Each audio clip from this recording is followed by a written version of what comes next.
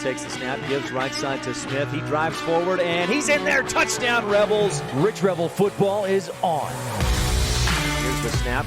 Anderson fakes the handoff. He keeps it himself, running the option. Cuts upfield to the 10-5. Dives into the end zone. Touchdown, Jared Anderson, and the Rich Rebels make it 13-0 on the Stacy's Repair scoreboard. An era of Rebel football came to a close after last season, but the end of one chapter, and that will do it. As time runs down, the Rebels win.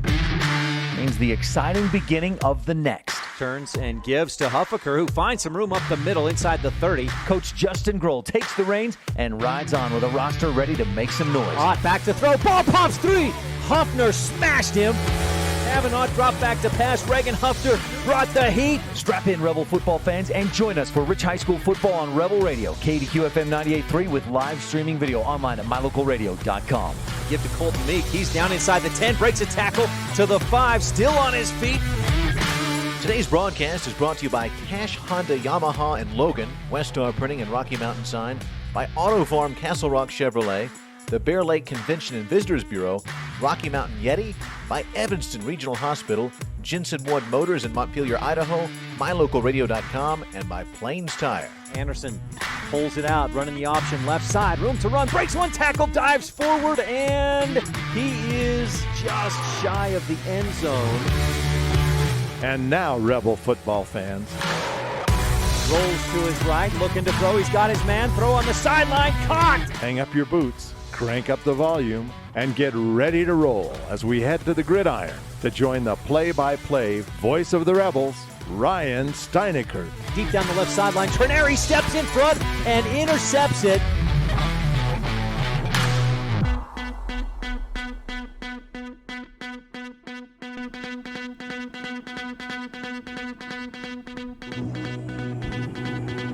Good afternoon, Rebel fans, and welcome to Rich High School, the home of the Rebels, for today's broadcast of Rich Rebel football, Game 4 of the 2018 season. And Rich continues 1A play against the defending state champ Milford Tigers. Kickoff is scheduled for about 40 minutes from now. In the meantime, we have your pregame show presented by Rolene Kennedy, Rich County's representative at Auto Farm Castle Rock Chevrolet. We'll hear from Rolene, and then we'll set the scene for today's game of Rich Rebel football on the Wildlife and mylocalradio.com.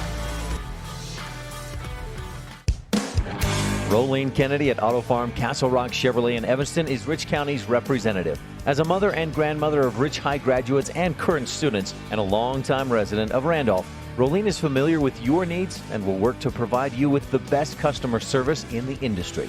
The next time you're looking for a new car or truck, think Rolene Kennedy at Auto Farm Castle Rock Chevrolet in Evanston. We're a different kind of dealer. Play hard and go Rebels.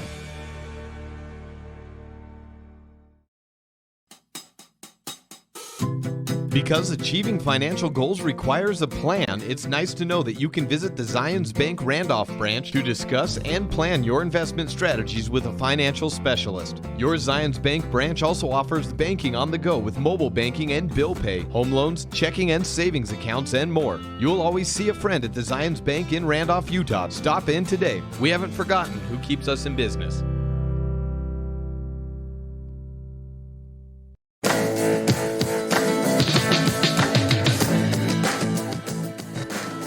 Welcome back to the Rolene Kennedy at Auto Farm Castle Rock Chevrolet pregame show. Rich Rebel football hosting the Milford Tigers today, and our scene set is brought to you by Zions Bank. More than just a bank, part of your community. That's Zions Bank, the Randolph branch. Rebels are 0-3 on this season after last week's loss at Monticello, 13-7. Rebels just kind of flat offensively, not a lot of urgency, and that was confirmed by a couple of different Rebel coaches in that loss at Monticello. 13-7 was the final score. And Rich, for the first time in more than 11 years, 0-3 to start this young season. In that game, the Rebels didn't put any points on the board until 2:03 left in that third quarter. And by then, it was just too late. Rebels tried an onside kick. Monticello recovered, and that was all she wrote.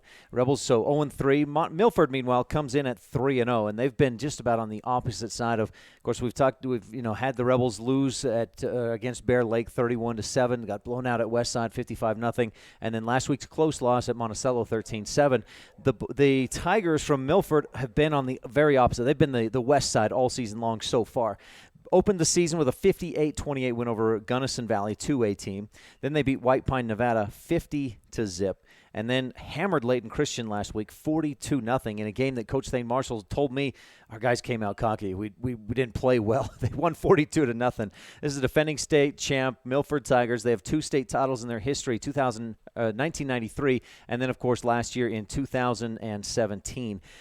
Prior to last year, they'd struggled a bit, lost in the semifinals to Duchesne in 2016, lost in the quarterfinals the 3 previous years before that, but since Coach Thane Marshall has taken over, the Milford Tigers have really gone on a tear. This is his 5th year as the head coach of the Tigers, and boy, again, talking with him earlier today, he'll be the first to tell you that it's his assistants.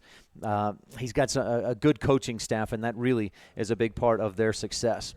Now, a couple other items real quickly. On today's Scene Set, brought to you by Zions Bank. The last time these teams met last season, Rich and Milford played twice down in Milford. In the regular season, the Tigers won 21-7. They jumped out to a 14-0 lead. Rebels were within 7 at 14-7. Cameron Calder pulled off, got an interception. This was in the third quarter. But then an interception went back to Milford, and that was, boy, that kind of put the dagger in the Rebels' heart. And Milford scored one more time to finish out 21-7. Now, one key that Rich did against the Tigers last year, picked off Bryson Barnes twice, and they're going to have to do something like that again today. Disrupt, get him uncomfortable, get some pressure in the backfield. And because against Rich in the quarterfinals last year, Barnes was a little better, 2 touchdowns, no picks, and the Tigers won that one 28-7.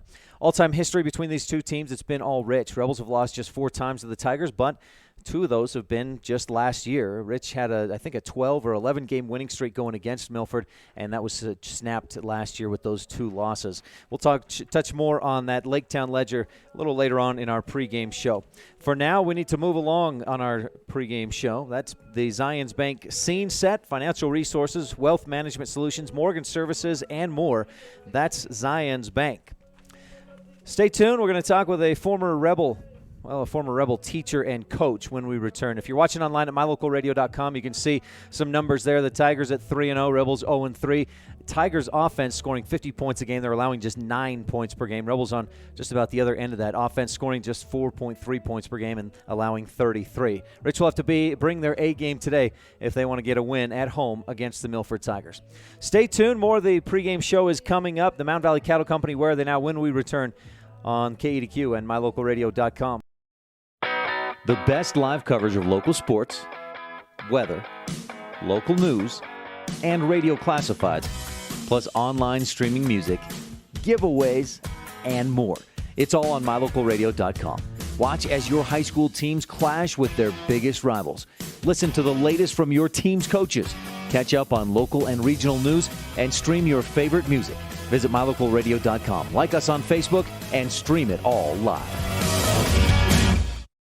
We know that when you think of Plains Tire in Evanston, you always think The Tire Professionals. Quality customer service. They're friendly with great prices. I really like Plains Tire in Evanston. But did you also know that the team at Plains Tire offers oil changes, windshield wiper checks, and free alignment checks? That's right, free alignment checks. We don't want you to quit thinking all those great things when you hear Plains Tire. We just want you to add to the list. Plains Tire, the tire professionals. Stop in today, 157 Bear River Drive.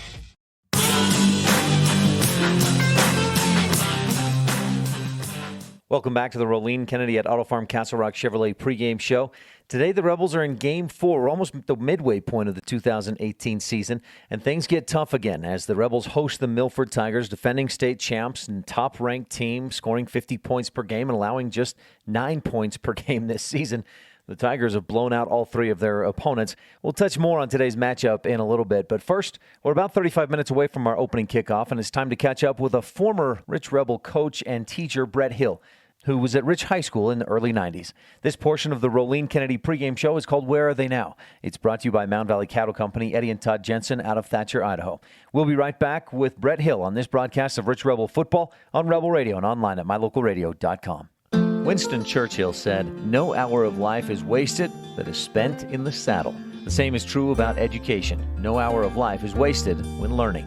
Eddie and Todd Jensen, owners of Mound Valley Cattle Company in Thatcher, Idaho, understand the value of good education. Serving customers in Utah, Idaho, and Wyoming, Mound Valley Cattle Company is proud to support the students at Rich High School in academics and activities.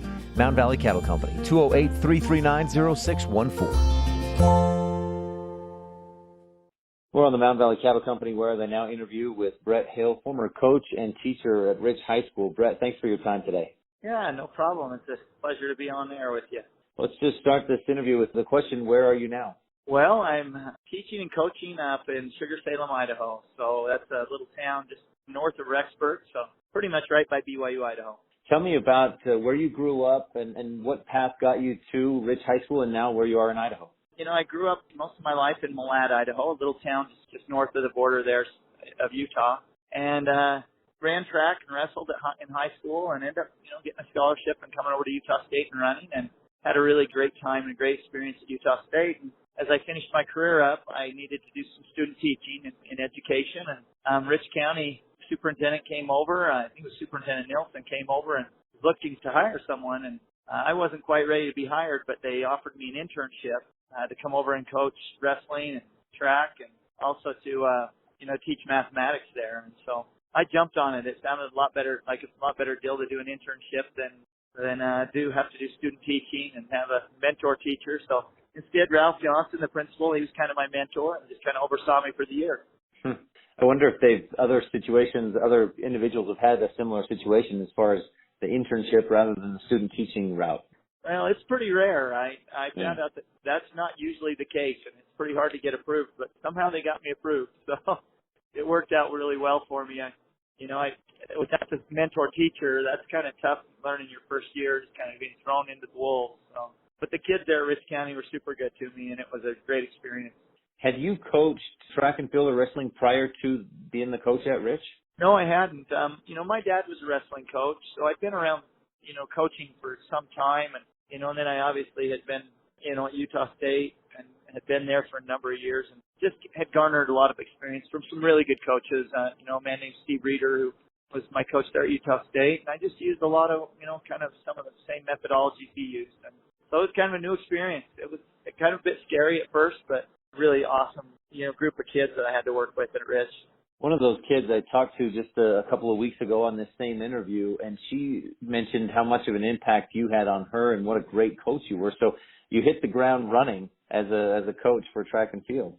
Yeah, I really had a good experience at Rich County. The program was just pretty young and just convinced there were so many good athletes in town, and the basketball team was doing great. The volleyball team was winning state titles. The football team was winning state titles, and I knew if I could just get some of those athletes to embrace track, then I could surely do well with the track team.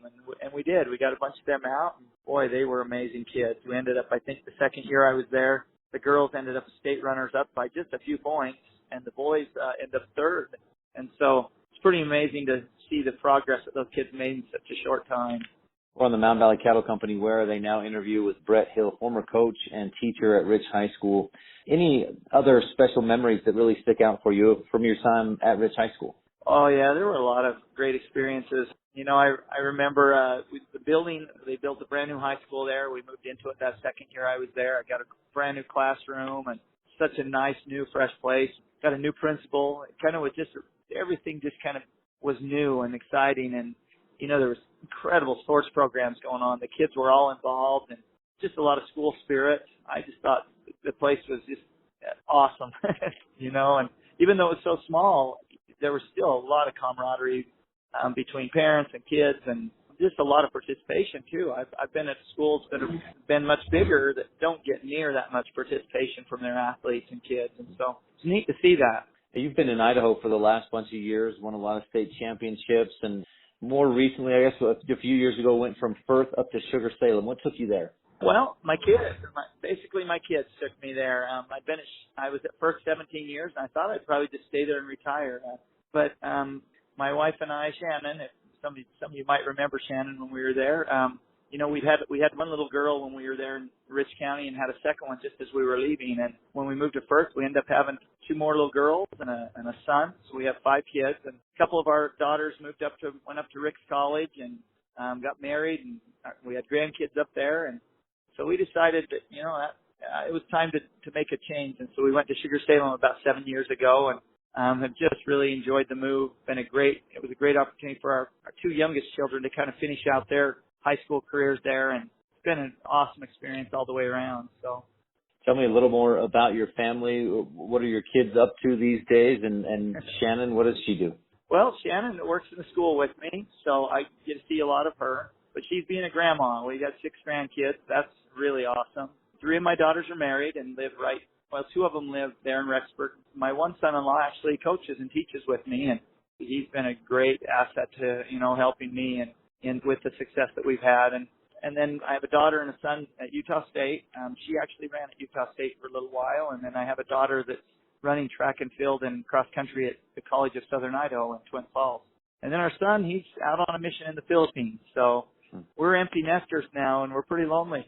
It's a big change. Yeah. Now you've had some success that you touched on a little bit running track at Utah State, but I also understand that you had an opportunity to represent the U.S. in some capacity. Can you tell me about that? Yeah, while I was at Utah State, I had some pretty good success there. Ran some really good times. Ended up being able to qualify for some U.S. teams. I made a U.S. team, a Pan American team, and competed for the U.S. in the Pan American Games in Orlando. And it was an incredible experience.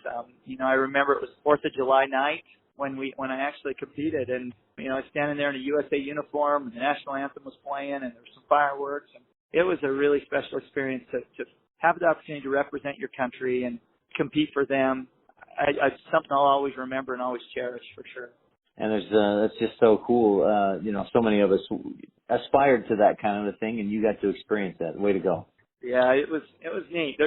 I've had a couple of neat experiences. I was nominated to run the Olympic torch a few years ago by some of my athletes, and that was a neat privilege. So, the sport of running has really been a great thing for me. It took me from a little redhead that didn't know what he was doing to finding a great love and passion for something, for sure.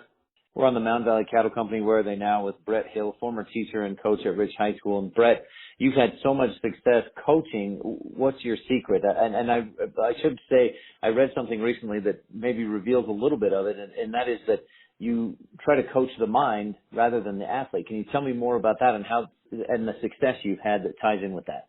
Well, yeah, when I was there at Rich County, I didn't realize I learned a lot of things there. When I first got there, all I did was really recruit kids off the football team, volleyball team, and just tried to encourage them, get them to believe in themselves, come out and try track. I didn't really worry about any training methods, just get them out, just having them have some fun. And when I left, I went to Idaho, and I really thought, okay, I got to do this thing fundamentally right, get these good training plans and everything. And I found that I wasn't seeing the success that I'd seen at Rich County, and I thought there's something wrong, and kind of reevaluated and realized what I did at Rich was what you need to do to be successful as a coach, and that's coach the mind. Help kids believe in their potential. Help them know that you believe in their potential, because these young adults have so much potential. They can achieve so much more than they even know they can. And when they get that belief and they know that you have that belief as a coach and the parents have that belief in them, they achieve so much. I've come up with all kinds of little magic tricks, and I use lots of motivational videos and all kinds of things like that where I just really train the mind. And I believe that that's a great deal of what has led to the success that I've had in Idaho. I've been very fortunate to coach a lot of state titles in the state of Idaho. At 41 state titles now, and so I know that it's not my methodologies and my training method. It's got to be more just that I'm able to get kids to believe in themselves. Brett, is there anything that we haven't touched on that you'd like to talk about today? I just want to let the people of Rich County know that it was a great experience living there. We'd have probably stayed forever even there, but it was just a little too far away from our family. The winters were pretty rough on us, but But, you know, I developed some great friends and great relationships there. I always, when I go to the BYU Invitational with my kids from Idaho, I always go over and find the Rich contingency and usually say hi to Coach Smith and Coach Grohl, you know, those guys. I didn't coach them, but I coached some of their siblings, and I still bleed blue for sure. Brett, I like to close these interviews asking for a prediction on Friday's football game. The Rebels are hosting the defending state champ Milford Tigers. What do you think will happen Friday night? Well, sounds like they're a pretty good team. I hope they lost a lot last year. But I know Rich County's always tough. You know, I've kind of followed them still a little bit, and they seem to always be in the hunt to either be in the state finals or semifinals. And so, you know, like I said, I bleed blue. I'm not gonna cheer against the Rebels. I'm gonna pick the Rebels to win by 12. So. Brett Hill, I hope you're right about that. Former coach and teacher at Rich High School, thanks so much for your time, and best of luck with all you're doing, family, work, coaching, and everything. All righty. Well, thank you. Thanks, Brett, for joining us on Where Are They Now? Brought to you by Mound Valley Cattle Company, Eddie and Todd Jensen out of Thatcher, Idaho. It was a great pleasure to get to know Brett just a little bit over the phone this week. When we return on the Rolene Kennedy at Auto Farm Castle Rock Chevrolet pregame show, we'll visit with today's coaches on the Bear Lake Memorial Hospital Coaches Show of Rich Rebel Football on KADQ FM 98.3 with live streaming video at mylocalradio.com. Bring your vehicle for service at Rocky Mountain Yeti and feel the difference. It's easy. Visit with one of the friendly service riders and then relax and enjoy hot waffles and ice cream. While you relax Yeti style, your vehicle will be worked on by our experienced mechanics. From regular maintenance to major repairs, we do it all. Have your service work done at Rocky Mountain Yeti in Evanston and feel the difference. Get Yeti'd today. Ooh, yeah. 100 Wasatch Road in Evanston.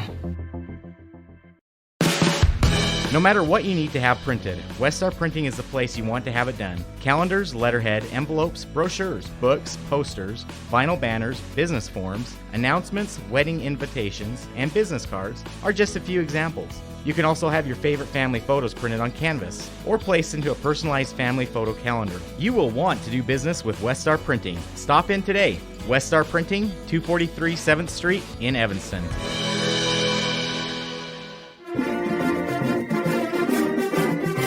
Tuned in to Rich High Rebel Football on KADQ 98.3 and mylocalradio.com. This is Rebel Coach Justin Grohl on the Bear Lake Memorial Hospital Coaches Show. Stay tuned in. Kickoff is just 20 minutes away here on KADQ. Welcome to the Bear Lake Memorial Hospital Coaches Show. The Rebels had an 11-game winning streak going against the Milford Tigers until that was busted last year. The Tigers beat the Rebels in the regular season at Milford 21-7 and then beat the Rebels again in the first round of the state playoffs 28-7 to put the Tigers on a 2-game winning streak against Rich. We'll see how things go this afternoon with the Rebels back on their home field. No one sees the game the way the coaches do, so we'll take a few minutes to visit with opposing coach Thane Marshall, and then we'll talk to Rebel head man Justin Grohl and get his thoughts on today's game. We'll be back after this from Bear Lake Memorial Hospital. Count on us to care on this broadcast of Rich Rebel Football and the Wildlife with live streaming video at mylocalradio.com. Go Rebels! More than 1,300 rural hospitals were evaluated, and Bear Lake Memorial Hospital placed in the top 20 for quality and best practices and critical access. Offering a 24-hour emergency department, orthopedics, home health, a residential nursing home, physical therapy, surgical services, family doctors, chemotherapy, dialysis, and more. When it comes to your health, make sure you're seen by the best. Bear Lake Memorial Hospital in Montpelier, Idaho. Count on us to care.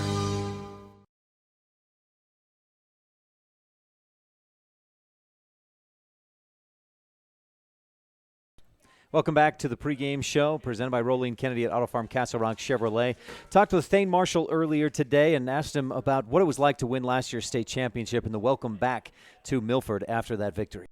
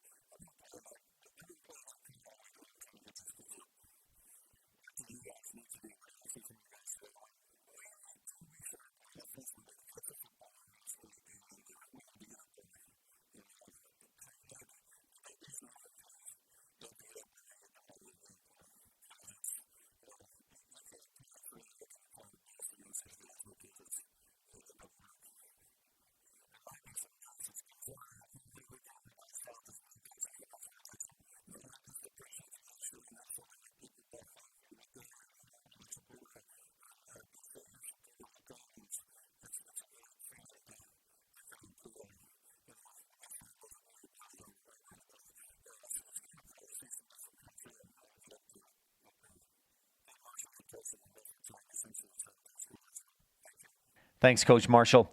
We're only about 15 minutes away from kickoff and today's action. You're tuned in to the Bear Lake Memorial Hospital Coaches Show, and coming up on the Rolene Kennedy at Auto Farm Castle Rock Chevrolet pregame show, we'll visit with Rich Rebel head coach Justin Grohl on Rebel football on the Wildlife and MyLocalRadio.com. Many of our customers have trusted Jensen Wood Motors for generations. It's important to all of us here at the dealership we always work for the people. My grandpa was a man of his word, and he passed that tradition on to us. We understand that we're here to serve our customers, and every day we try and do that to the best of our ability. We really appreciate each customer, and we want to make sure that they feel that when they're doing business with us. Jensen Wood Motors, Chrysler, Jeep, Dodge, Ram, Montpelier, Idaho. My name is Dr. Micah Pullins. I'm an orthopedic surgeon at Evanston Regional Hospital. Orthopedic surgery is the practice of medicine centered around bones and joints. It's all about movement and activity and getting that to be less painful. Watching a patient with a specific problem, whether that's pain or decreased range of motion, and being able to treat them, by far the best part of my job. Welcome back to the Rolene Kennedy at Auto Farm Castle Rock Chevrolet pregame show. We're in the middle of the Coaches Show, brought to you by Bear Lake Memorial Hospital. Count on us to care. And the Milford Tigers graduated 16 seniors from last year's team and brought back just 3 starters on the defensive side of the ball and 4 starters on the offensive side of the ball. But boy, they've picked up right where they left off as state champs a year ago. They're 3-0. They're averaging 50 points per game, and they've shut out 2 of their 3 opponents. Stay tuned. We'll be right back with Rebel head coach Justin Grohl to get his take on today's game against Milford. As the hospital closest to Bear Lake, professional medical care is always available at Bear Lake Memorial Hospital in Montpelier, Idaho. As a full-service hospital, Bear Lake Memorial offers an emergency room that's open 24/7. They treat patients of all ages. Other professional services include physicians' clinics, assisted living, home health services, counseling, dialysis, physical, occupational, and speech therapy, orthopedic care, and skilled nursing. Bear Lake Memorial Hospital in Montpelier, Idaho. Count on us to care. Ryan STEINECKERT with Coach Justin Grohl, the Rich Rebel football team. A narrow loss down at Monticello last weekend. Your thoughts on the game? I think for the most part we improved. There's the last half of the game, last quarter, we showed more urgency. Like you said, it was more urgency than we have, but we actually decided we could play and wanted to play. Till then I think we had some skepticism and stuff, and so. It was by then we figured out, okay, but just a little bit too late on that. Is that the challenge this week to translate, okay, guys, that last 4 or 5 minutes, look what we did. We got to do that for 48. Yeah, that's what we talked to them this week about, and, after the game, hey, if you see what we've done in this last, basically we scored in 2.5 minutes, we can do that, but it's got to come start of the game, not just towards the end. And that's kind of what we focused on. We broke down the film and stuff as coaches, and we're going to show them a few things here and there to see how, just to show them the goods and the bads. Okay, this is what you did, but yet this is what you didn't do. So let's clean this up and have a little bit more urgency and have a little bit more of that determination right from the start instead of waiting until the last. Was there more to it? I mean, did guys get settled into the game and get blocking assignments better? Were they finally, was it slow to get off the bus or other things like that? Or was it just a better focus for that last few minutes? I think that they started to believe, we had a couple of, a good run back and a few things like that. And they started to believe, hey, we can do this. And we got to believe that right from the go instead of right towards the end. Usually towards the end, if you're in a dogfight, that doesn't work, but you got to stay in the dogfight so that you can have that opportunity at the end. So that's what we're trying to relay to them this week is let's start that way instead of just finish it that way. Mark Bay, Monticello's quarterback, he was a little bit streaky. He'd go 4 or 5 passes he'd hit in a row and then miss 4 or 5 in a row. Your quarterback opponent this week is not going to be streaky like that. He's going to Bryson Barnes probably could have won Player of the Year last year as a sophomore. Yeah, he's a great player. I'm not ever going to take anything away from the kid. He's a great, exceptional player. He's very talented. He has the opportunity in my opinion, he could go play at a D1 school anywhere in the country. He's that good. He'll just get better and better as we go on. So he'll be just fine.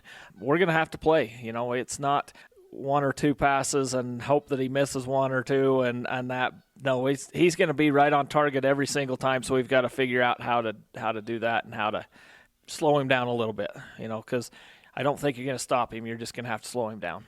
Have you seen things you've been able to watch some film of him, tendencies, things that you can exploit or use to at least try to slow him down? Breaking the film down, he's just an overall quarterback. He looks people off. He does some great pump fakes.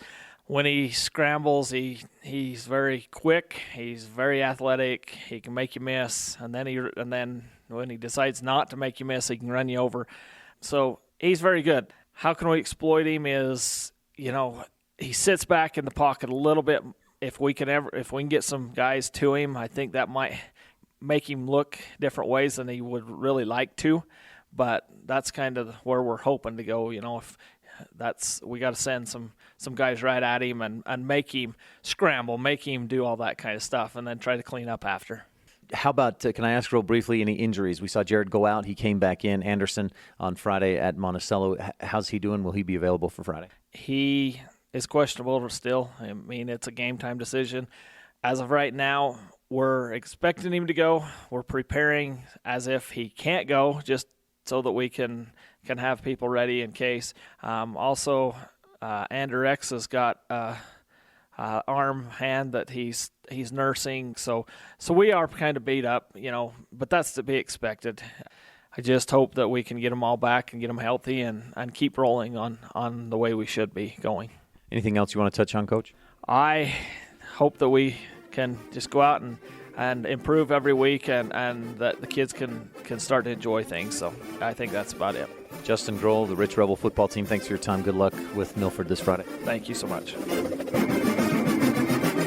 Thanks, Coach. This has been the Coach's Show, brought to you by Bear Lake Memorial Hospital. Count on us to care. We're down to crunch time as this thing kicks off in less than 10 minutes. You're tuned in to the Rolene Kennedy at Auto Farm Castle Rock Chevrolet pregame show of Rich Rebel football on KADQ FM 98.3 with live streaming video online at mylocalradio.com.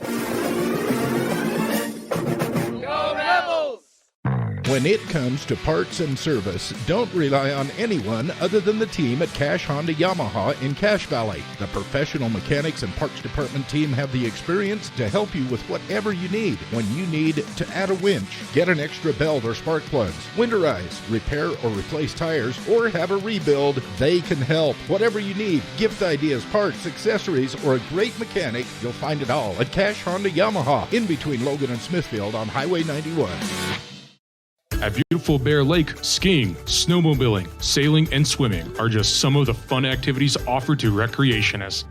The Greater Bear Lake Valley offers prime hunting and fishing areas, whether it's trout fishing in the streams or ice fishing for Cisco on the lake, hunting deer or seeking elk along the high mountain ridges. The scenic corner of Utah and Idaho offers outdoor recreation and historical interests away from crowds and high prices. Visit bearlake.org for more information. Some folks say that life can be measured in seasons. At Auto Farm Castle Rock Chevrolet in Evanston, we have vehicles for every season. From new to experienced drivers, we understand that safety, affordability, and great mileage are always on the must-have list. So whether you're just starting out or it's time to expand your fleet, we've got every season covered. Auto Farm Castle Rock Chevrolet. Stop in today, 624 Front Street, Evanston. We're a different kind of dealer.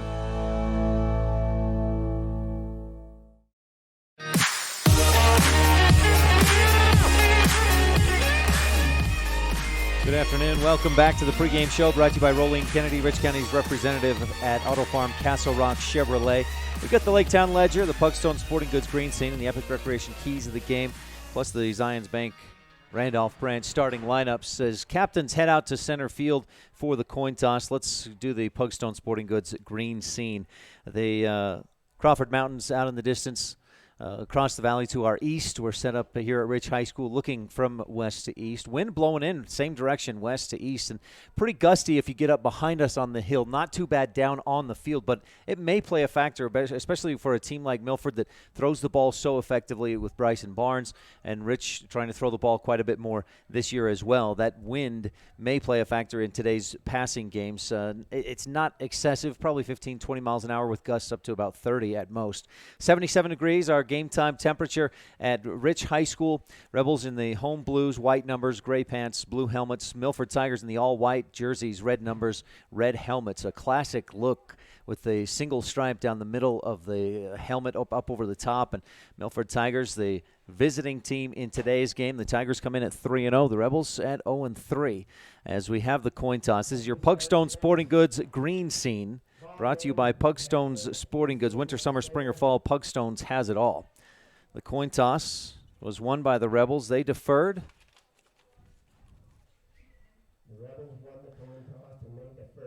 And so Milford will receive to start this game. We'll be back with your opening kickoff in just a few minutes. First, this was your Pugstone Sporting Goods green scene. Again, winter, summer, spring, or fall, Pugstone's has it all. You can visit pugstonesporting.com and order online. Whatever you find in the store and more is available online at pugstonesporting.com. Moving along in our pregame coverage, we're going to have the national anthem here in just a moment. Just a quick note, it was on this date in 1814 that Francis Scott Key, that's the right name, right, Rob? Francis Scott Key was in the defense of Fort McHenry as the poem he wrote that later became the words to the Star-Spangled Banner. That battle was on this date in 1814. Interesting note for today, September 14th, this Friday afternoon. Well, we've got your Laketown Ledger, your Epic Recreation Keys of the Game, and the Zions Bank starting lineups when we return on the Wildlife and mylocalradio.com. This is Rich Rebel Senior, Case Engineer, and you're tuned in to the Rich High School Football on Rebel Radio and mylocalradio.com. Most of our limits we have in life come from the walls in our own mind. The Town Council and citizens of Laketown, Utah celebrate. Most of our limits we have in life come from the walls in our own mind. The Town Council and citizens of Laketown, Utah celebrate all students and staff in the Rich School District. Learning and education will help make that wall in your mind shorter, so it is easier to jump over. We encourage every student to reach their full potential through hard work, continued education, and focus.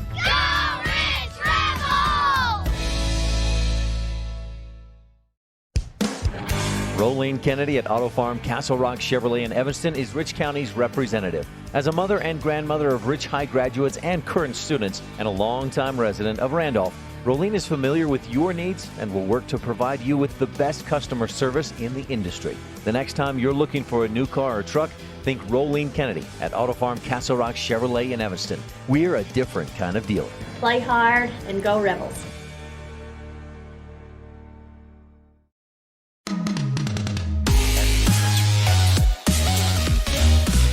Welcome back. Our pregame show has been brought to you by Rolene Kennedy. We're just about to get underway, so let's run through a couple more pregame items before this game gets started.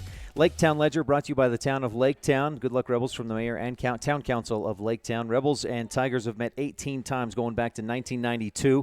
Rebels swept the Tigers in 92. Rich lost to Milford in its first ever state championship, 26-0 in 1993. The team split games in 94, and then Rich won 1, 2, 3, 4, 5, 6, 7, 8, 9, 10, 11 games in a row against Milford until last year when the Tigers won both meetings against these teams in the regular season and in the first round of the playoffs. Rich 14-4 against Milford, all-time series, and that's your Laketown Ledger brought to you by the town of Laketown. Mayor Sim Weston, council members Dallas Clark, Chris Hodges, Gary Ogilvie, and Delora White. Real quickly, your keys of the game brought to you by Epic Recreation. One is the golden rule. Legendary Kentucky men's basketball coach Adolph Rupp used to tell his players to take care of the ball like it was pure gold. That's a key we've had for the Rebels in basketball as well. Treat that ball like gold. 3 games into the 2018 campaign, and the Rebels need a gold rush. Rich is already at a -8 on turnover differential. 8 interceptions and 4 fumbles have been arguably the biggest reason Rich has started 0-3 for the first time in more than 10 years. Milford's offense has enough firepower without Rich giving the Tigers a short field. There's a lot of questions, a lot of things that have to go right for the Rebels to pull off the upset this afternoon, and it starts with the golden rule. And there's another thing that it may start with is a kickoff by Stetson Huffaker in and through the end zone. And Milford will start at its own 20-yard line following the Bear Lake Physical Therapy opening kickoff. We'll get the rest of the Epic Recreation keys of the game to you as we go, along with the Zions Bank starting lineups. In fact, let's jump ahead to our second Epic Recreation key of the game. Limit the big plays. Milford's stat sheet on yards per touch reads more like the Golden State Warriors, starting 5 in points per game. And we'll tell you more about that here in a sec as Barnes is in the shotgun, pistol formation, a man behind him, 3 receivers left, fakes the handoff, throws out to the left, and it's caught, but a quick hit by Jared Anderson. No gain for the receiver, which was Paxton Henry. He loses a couple. Tigers back to the 18 is where they'll spot it. So a loss of 2. And a second down and 12. Paxton Henry came in averaging 11.6 yards per catch on this young season. 3 receivers out to the right. Short side of the field is the left as the Tigers line up on the left hash. Barnes back to throw. Looks left, looks back right, throws, and overthrows his man. Intended receiver was Paxton Henry down the seam. Running back Brett Beebe, who was clocked at a 4.4 in the 40-yard dash, averages 10 yards per carry and 13 yards per reception so far this season. Gage Hardy, receiver, and Zach Sherwood have gone for 35 and 23 yards per catch, respectively. And even backup tailback Gage Griffith scampers for better than 9 yards per run. The Tigers are built to score in a hurry. And to give themselves a chance to win tonight or this afternoon, the Rebels have to limit big plays. That's your Epic Recreation key of the game, number 2.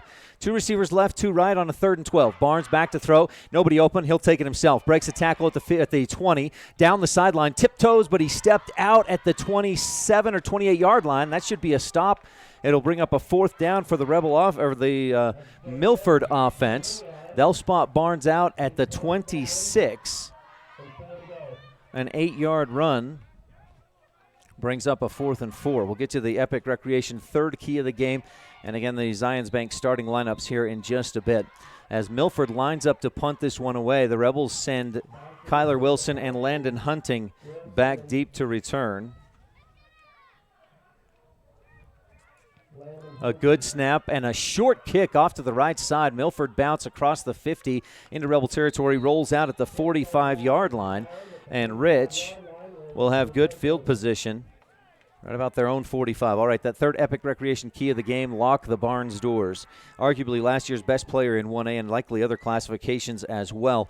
Bryson Barnes accounted for more than 3,300 yards of offense and 44 touchdowns. He threw just 4 interceptions. That was as a sophomore. Through 3 games in his junior season, Barnes is completing 72% of his passes and has 11 touchdowns with just 1 pick. We'll get back to the rest of those keys of the game in just a moment as the Rebels line up for offense. 2 receivers right, 2 out left. Anderson in the shotgun. Takes the snap, back to throw, over the middle. He's got Trineri. Catch at the Milford 45-yard line, and he goes down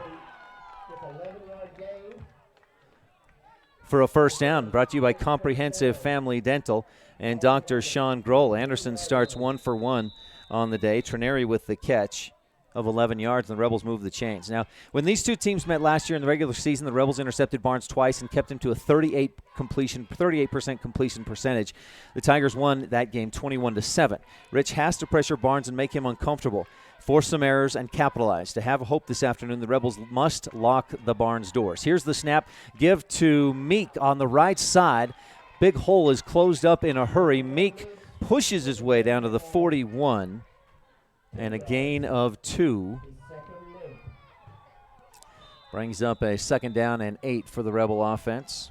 Those are your keys of the game, brought to you by Epic Recreation. Visit epicrecreation.net. Find them on Facebook for all your rentals in Bear Lake all year round. Anderson in the shotgun, takes the snap, good protection, throws. He's got his man. Good job by, I believe, Wilson coming back to it, makes the catch at the 35. And he's hit down. Looks like they'll spot it at the 34. A 7-yard gain on the pass and catch, and another 1st down for the Rebel offense. Anderson has started 2 for 2 18 yards already. That's 2 first downs on this drive for the Rich Rebel offense. And going back to that catch by Wilson, that was a dangerous throw over the middle, but Kyler comes back to it just enough to get in front of the defender and make the catch. 1st and 10 for the Rebel offense, attacking left to right. Flags fly. Anderson turns, was looking to hand it off. Nobody was there. He kept it himself and got back to the line of scrimmage. But an illegal shift on the Rich Rebels will push them back. Replay the down, though. It'll still be first down. Starting lineups are brought to you by Zions Bank. Financial resources, wealth management solutions, mortgage services, and more. 125 North Main in Randolph. That's Zions Bank, the Randolph branch. Defensive starters for the Milford Tigers. Up front, juniors all across the board. The 4 front linemen, Russell Walker, Chris Ike Keller, 6', 300-pounder, Carson Cox, and Colby Gillis. From the shotgun on a 1st and 15, Anderson with running backs on each side. Heaves it deep down the right sideline, and it's out of bounds, incomplete. So a 2nd down and 15 for the Rebels. Anderson's first incompletion of the day.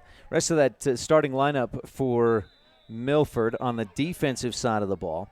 Linebackers are Caden Peters, Alec Williams, and Gage Griffiths. Williams last year had, I think, 10 sacks as a junior, is a senior this year. Defensive backs are Carson Wunderlich and Gage Hardy, the cornerbacks. Anderson takes the snap, fakes left, gives right. Meek is met right at the line of scrimmage and doesn't get very far. A nice wrap-up tackle by Caden Peters, the outside linebacker. Safeties for the Milford Tigers defense, Paxton Henry and Brett Beebe. For the Rebel offense, Zions Bank starting lineups up front. Junior Stetson Huffer gets the nod today at left tackle. James McKinnon, a freshman, senior Jaden Nelson, and senior Ander Rex, along with junior Bridger Weston. Receivers are Kason Trineri, Kyler Wilson. Slot backs Reagan Huffner, Colton Meek. Quarterback Jared Anderson. Halfback Colton Hislop. And a timeout on the field. The Rebels call for it. 8:32 left, first quarter, brought to you by Crawford Trough. Open after every Rebel home game. Stop there today, get some ice cream or something to eat. It's the place to eat and drink in Randolph. We'll be right back on the Wildlife and mylocalradio.com. If you haven't eaten a famous Crawford Angus burger at the Crawford Trough in Randolph, you haven't lived. It starts with a quarter-pound Angus beef, pastrami, bacon, pepper jack cheese, and ranch sauce. Add lettuce, tomatoes, onions, and pickles. The only thing that makes it better is when you add an order of home-cut fries and a fresh raspberry shake. Heaven. Stop and enjoy a burger today. The Crawford Trough, open late after every Rich High School home game. 120 South Main, Randolph.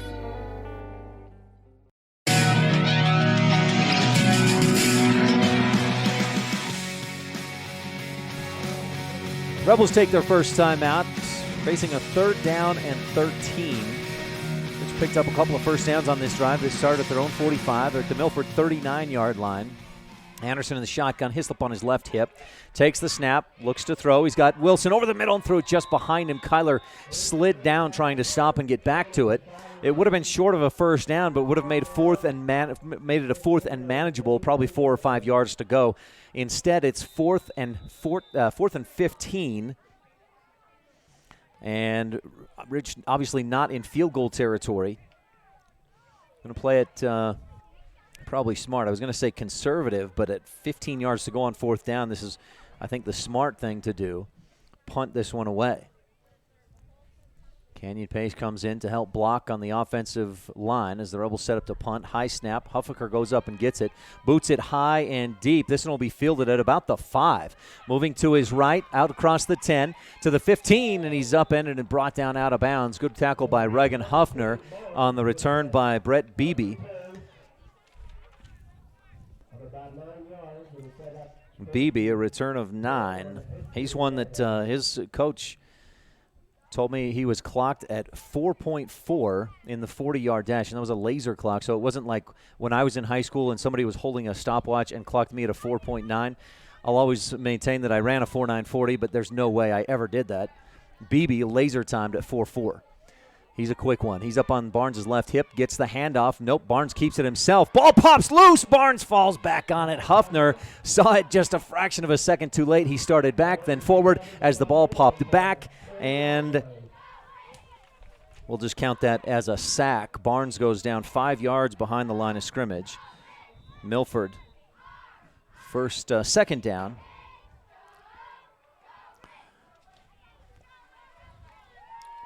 Back at their own 5. Barnes from the shotgun. Looks left, now throws right. He's got Sherwood. Catch made, dives out near the first down marker at the 15.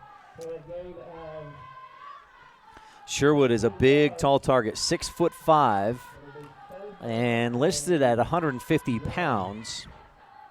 It was about a 15-yard gain. Barnes, 2 of 3, 13 yards so far on the day.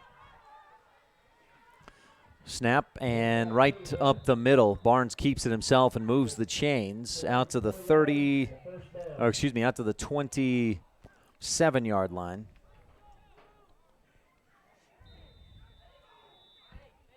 So a gain of 3 for Barnes on the carry.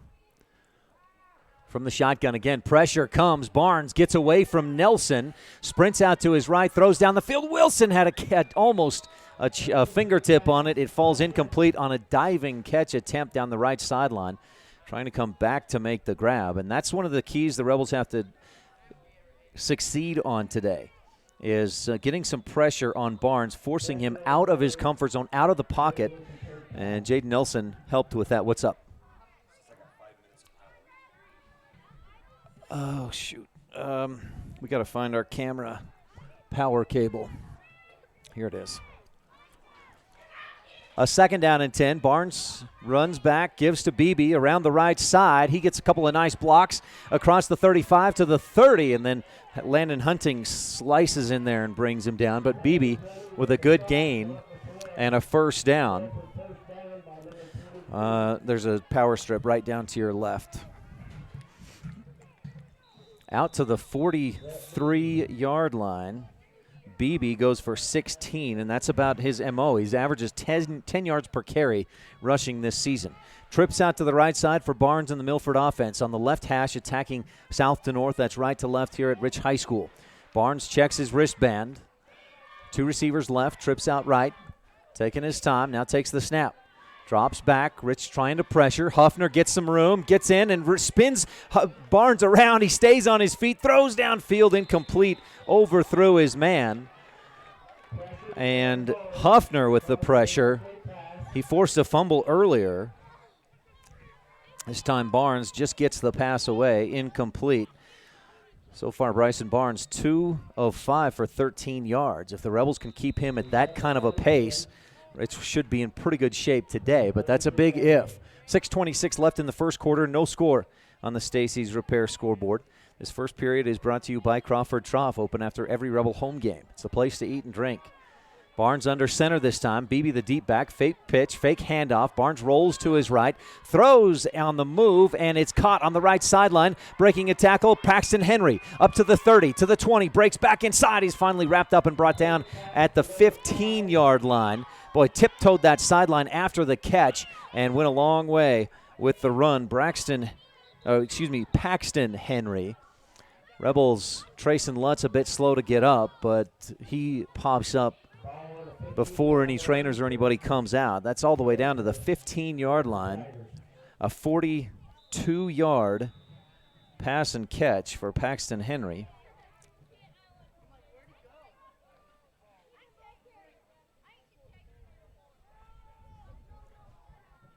Barnes back in the shotgun. Calls for the snap, gives to Beebe, running left, hesitates, then turns on the jets, and he's hit by Lutz. Wraps up well, brings him down at the 12.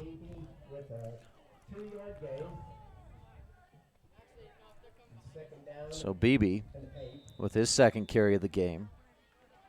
Up to 19 yards on 2 carries. Milford, a no-huddle offense. Ball near the left hash. 3 receivers left, 1 out right. Beebe behind Barnes in the pistol. Steps up to his right hip.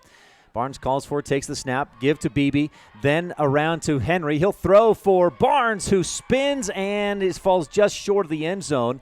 The pass was behind him. They're running the Philly special. Looked like Nick Foles out there, but the throw behind him just a bit. Barnes makes the catch and goes down at the 1. And that was Paxton Henry on the throw. 11 yards. Quick snap and a run into the end zone. A quarterback keeper. Barnes is in for the score. 6-0 Milford on top. 9 plays on that drive.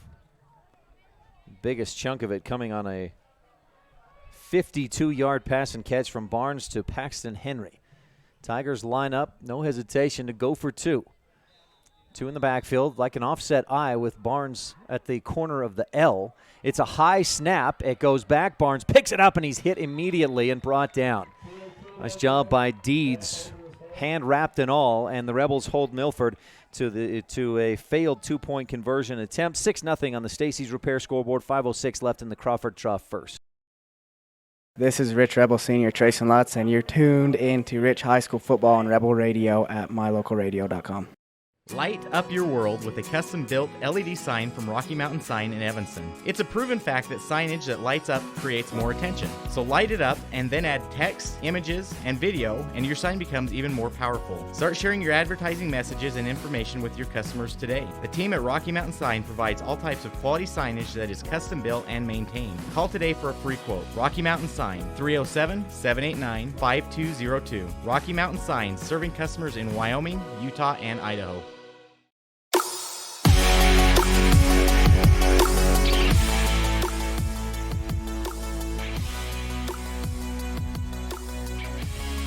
Nine plays, 90 yards. Again, the biggest chunk on a 42-yard pass from Bryson Barnes that found Paxton Henry on the right sideline.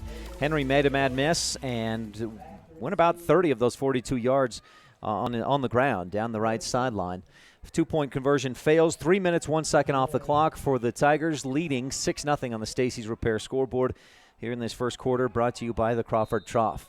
To kick off is, I believe, Paxton Henry. He was warming up in pregame warm-ups as the kickoff man. Low line drive. Wilson fields it on the run at about the 15, gets out to the 30 before he's hit pretty hard as Milford's kick coverage team broke through the wedge, and Wilson is marked down at the 33. Rich started the last drive at their own 45. They picked up a couple of first downs before being forced to punt.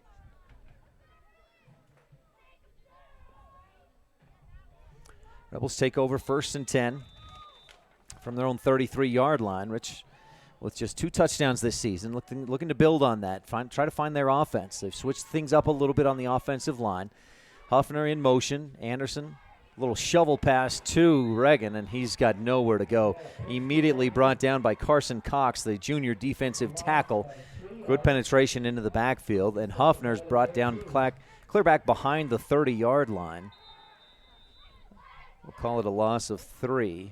That play had no chance as Cox got incredible penetration past that defensive line. So a 2nd down and a long 13 for the Rebel offense, trailing 6-0 on the Stacy's Repair scoreboard. Stacy's Repair scoreboard. Just under 4.5 left to go in the first quarter. Beebe drops back deep. Anderson looking to throw. He's flushed out of the pocket right side. He's got Huffner going down the sideline. Couldn't see him. Anderson throws at the last second. He's well out of the pocket. A flag flies back at the 20. Anderson had Landon Hunting in the area, and he was hit as he threw. Boy, if this is called a intentional grounding, then I need to review my rules on what intentional grounding is. Huffner was out of the passing box.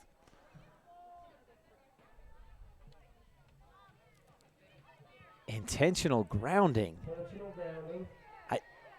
Not only was he clear out of the box, Hunting was about 8 yards away from where that pass fell. And that's what Landon's right here on the sideline saying, I was right here. Coach Grohl is going over to talk with the official and say the same thing. He had a receiver right there.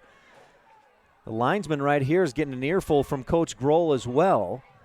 As the Rebels, now the intentional grounding, they mark it from the spot where the pass was released. So that's back at the 23. That's a loss of 7 plus a loss of down. And they walk it off. No, they're going to walk it off from the 20-yard line. Good heavens. That's a questionable call, quite frankly. So that's really a 15-yard loss. And doesn't go in the books as a sack, but a penalty. Third down and about 28. Anderson back to throw. Pressure comes. He'll step up and get away from initial pressure, but then be brought down about the 14. So Anderson is sacked on 3rd and long. They'll spot it at the 14, so a loss of 1. Boy, I can't imagine what Coach Grohl is feeling right now. I'm frustrated by that intentional grounding call. Huffaker gets off a low line drive, end over end, bounces out at the 50. And that's where Milford will take over, 1st and 10. Rebels with no first downs on that possession. Milford will take over right about midfield. A lot of things, as I mentioned earlier in our Epic Recreation keys of the game, a lot of things have to go right for the Rebels. They are certainly the underdog in this game against the Milford Tigers. And things like that don't help. 1st and 10 for the Tigers offense, averaging 50 points per game. Their average score this year, 50-9. They've shut out 2 of their 3 opponents this season. Tight formation. Barnes turns, gives to Beebe. He's wrapped up and brought down. Good strong hands by Colton Hislop. He wrapped up Beebe and didn't let him go. Beebe, I think, thought he was just going to break free, but no, a loss of 5. Back to the 45-yard line. Good penetration by Hislop, getting into the backfield. Spooler gets a breather. He checks out of the game for the moment. Rebels switch defenses. Looks like they may only have 3 down linemen with 4 linebackers and 4 defensive backs in right now. Man in motion out to the left side. Barnes throws right. He's got his man down the right sideline. Slips down just short of the first down. Defense was there. Landon Hunting, I believe. Carson Wunderlich showing some speed there. Gets into Rebel territory to the 41-yard line. That's a 14-yard pass and catch to Wunderlich. 3rd down and 1 for the Milford offense. Barnes keeps it himself right back up the middle, follows his big center, and picks up the first down. Alec Williams, 6 foot, 195 pounds. And Barnes gets it to the 39, a 2-yard gain. Milford moves the chains, 1st and 10. Barnes, 4 of 14, 69 yards so far in this game, plus 1 rushing touchdown on a 1-yard run. That's the only score so far. 2:01 left in the Crawford Trough first quarter. Milford leads 6-0 on the Stacey's Repair scoreboard. Helmets turn to the Milford sideline as a audible comes in. 2 receivers in the backfield with Barnes. The snap goes through his hands. It's all the way back to the 40. He'll pick it up, move to his right, back to his left, still back there. Plants, tries to throw, and he's brought down clear back at the 30-yard line. Rebels brought pressure, and Huffner made the sack. Ander Rex slow to get up, like he got kicked in the stomach or maybe somewhere a little bit lower that we don't want to. That's the last place you want to get kicked. But that puts the Tigers, they'll spot it at the 31. And a quick injury timeout for Rex to get off the field. Looks like Milford may have asked for a timeout as well. But they won't count that timeout, as the official says that's my timeout. He gave that little indication pointing to his own chest. 11 plus 19, that's a 30-yard loss on the sack. So a 2nd down and 41. They're 2nd down and 40. They need the Rebel 29 for a first down. But, boy, we saw Barnes pass to Paxton Henry for 42 yards earlier, so it's definitely not. Barnes takes the snap, quarterback keeper all the way. He's up the middle and tripped up at about the 45, dove forward to the 48-yard line. 17 yards for Barnes on the carry. He's up to 31 yards on 5 carries. Averages 6.5 yards per carry this season. Got 3 touchdowns on the ground, 11 touchdowns through the air, just 1 interception thrown. 3rd down and about 23 for the Milford offense. 1 receiver out wide right, trips to the left, Rebels spread out defensively. Again, 3 rushing the quarterback. They don't rush more than that. Barnes ball fakes. He's pressured. Anderson can't quite trip him up. More pressure comes from the left side or the right side. They finally trip him up and bring him down hard, and he rolls his way out of bounds, but then pops up. Looks like he's okay at the 40. Barnes lowered his head and ran right through Stetson Huffaker and took it to the Rebel 40-yard line. That was a 12-yard gain. Barnes, not a small dude, 6'1", 170, not afraid to lower the shoulder and get those extra yards. A 12-yard gain brings up a 4th and 11. Under center, and some movement on the offensive line. That'll push Milford back, and a false start is the call. Well, the Tigers, that'll push them back. They were trying, I think, to get a hard count and bring up a 4th and manageable. Instead, they'll send out the punt team on a 4th down and 16. The clock at 9.5, stopped for the penalty, I believe, and then it'll restart as soon as the play starts. Low snap, scooped up and punted high to the 5, into the end zone. A touchback as Wilson was back to receive and just let it go. Punt goes into the end zone. And the Rebel defense comes up with a stop mainly because of a 30-yard sack. A snap that went over Barnes' head. He tried to do something with it and just kept going back, and Rebels got to him. Maybe your precision play of the game, Reagan Huffner.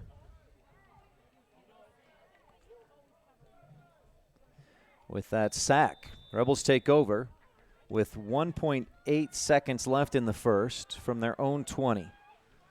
Anderson in the shotgun, steps back, looking to throw. Pressure comes, throws over the middle. He's got Hislop on the screen, turns to his right, picks up a few, then he's wrapped up and brought down, fights his way out to the 26. And the Rebels pick up a nice chunk of yards on first down to bring up a 2nd and manageable when we return. This first quarter has been brought to you by Crawford Trough, open after every Rebel home game. Stop in tonight for something to eat and drink at the Crawford Trough after the game. We'll be right back on the Wildlife and MyLocalRadio.com. Rebels trail 6-0 the Milford Tigers at the end of 1. Bring your vehicle for service at Rocky Mountain Yeti and feel the difference. It's easy. Visit with one of the friendly service riders and then relax and enjoy hot waffles and ice cream. While you relax Yeti style, your vehicle will be worked on by our experienced mechanics. From regular maintenance to major repairs, we do it all. Have your service work done at Rocky Mountain Yeti in Evanston and feel the difference. Get Yeti'd today. Ooh, yeah. 100 Wasatch Road in Evanston.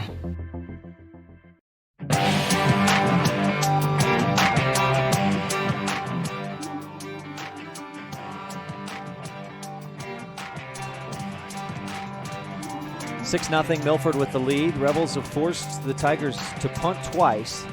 This is a Tiger offense that's averaged 50 points per game. They scored 42 on Layton Christian 2 weeks ago, 58 on White Pine, Nevada a couple of weeks, or about 3 weeks ago, or 50 against White Pines, 58 against 2A Gunnison Valley to start the season.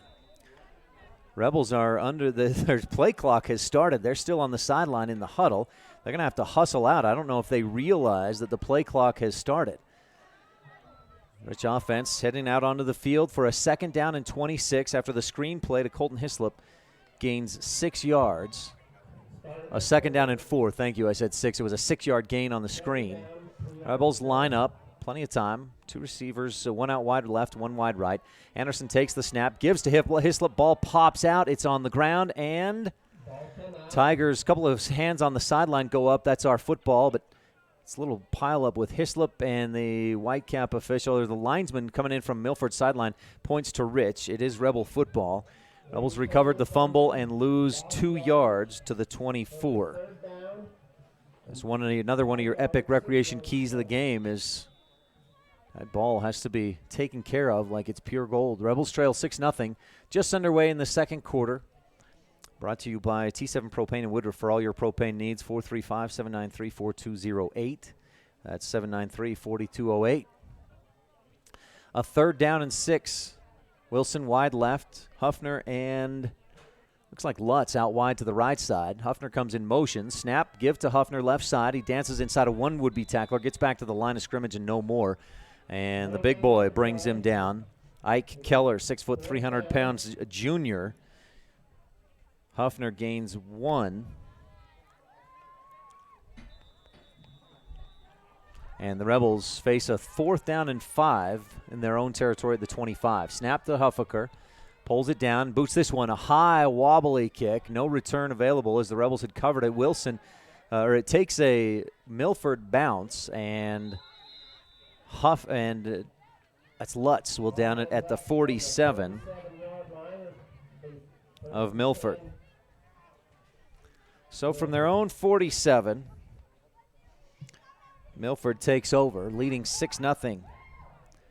That drive where they scored was a 9-play, 90-yard drive, took 3 minutes and 1 second. Bryson Barnes punched it in with a 1-yard touchdown run after he'd caught the pass that got them down to the 1. Tigers attacking left to right in this second half. Wind coming in from the west, 15, 20 miles per hour. Barnes steps back in the shotgun, fakes the handoff, runs back, and he's wrapped up, gets away from Deeds, but he can't get away from Huffner.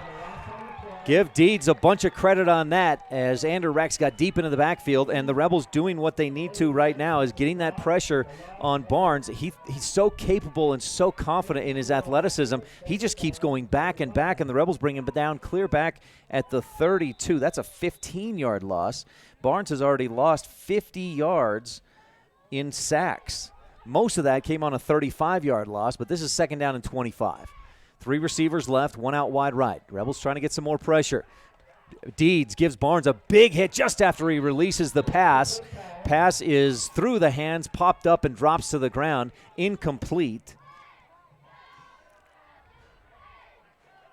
Barnes 4 of 8 for 69 yards, and the Tigers face a 3rd and 25. 2 receivers wide right. Watch out for Zach Sherwood. Big, tall target with some speed, long legs to get down the field in a hurry. 2 receivers left. Beebe behind Barnes. Takes the snap, steps up, throws over the middle, and it's in and out of the hands of Kasich Hardy, I believe, or was that? It was Hardy. Or no, Paxton Henry. That number from the side looks like just a straight line 1, but it's Paxton Henry, number 3, who couldn't hold on to the pass. That was another thing that Coach Thane Marshall mentioned to me. He said, we got to make catches, got to catch the football. They've dropped a few, including that one, and now it's 4th down and 25, and Milford in a punting situation. Brett Beebe, the speedster, back to punt this one away. He's at his own 20. Hunting and Wilson back around the Rebel 25 to punt this one away. A late man comes in and lines up in the Milford punt team. Low snap. Beebe scoops it up and boots it away. A knuckleball boot off to the left, the Milford sideline. Bounces once. Hunting picks it up at the 30 and gets out to about the 35 before he's pushed out of bounds. Hunting will return it we'll give him 5 yards. And the Rebels take over. 1st and 10, trailing 6-0 on the Stacy's Repair scoreboard. 9:37 left. Second quarter, brought to you by T7 Propane in Woodruff. Rich from their own 38-yard line. They've started at their own 45, their own 33, their own 20, and now their own 38. See if they can get things moving here and put something on the board, maybe match that touchdown the Tigers have. Anderson back to throw, throws out to his left side. Huffner makes the catch. Can he get away? No, but he's out to near the 45-yard line, and that'll give Rich a 2nd down and fairly short. They'll spot it right at the 45. A 7-yard gain.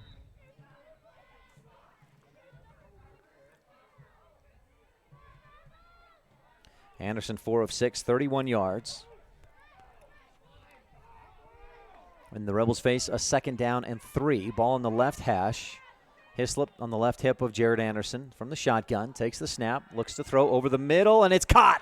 Boy, he threw that right past the linebacker who was looking into the backfield, watching him all the way, and Anderson just threw it to his right side. It was Alec Williams who couldn't get a hand on it, and Anderson finds Huffner in Milford territory at the 43-yard line.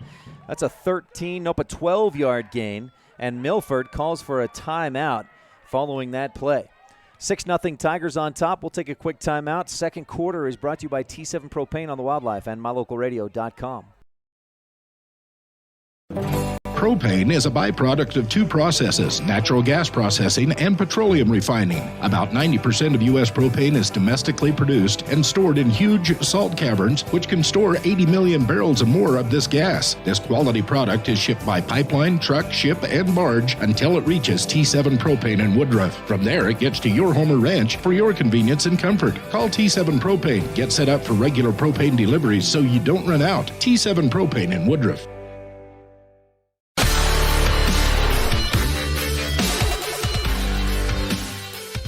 A 12-yard completion from Anderson to Huffner, right on the money, and is a comprehensive family dental first down. Brought to you by Dr. Sean Grohl, providing quality family dentistry since 1998. Rebels in Milford territory at the 43-yard line. Anderson brings Huffner in motion from right to left, takes the snap, and he runs left. Maybe a little room, gets around the corner, and lowers the shoulder pads, hits his man, the defender. Kaiden Peters was trying to bring Anderson down, and Anderson won that little battle, but Peterson takes him out of bounds. A gain of about 2 to the 41. Anderson's first run of the day. He's averaged 5 yards per carry, 191 yards. He's the leading rusher in this Rebel offense so far this season. Ball on the left hash, 2 receivers right, 2 out wide to the left. 8:47 left to go in the T7 Propane and Woodruff second quarter. Anderson with Hislop on his left hip, takes the snap from the shotgun. Pressure comes, throws out to the right, lofts it out there, and Huffner lets it go through his hands, incomplete. Wouldn't have been much of a gain had he pulled it in. Defense was right there. Huffner with 2 receptions, 19 yards, and Rebels face a third down and a long 7.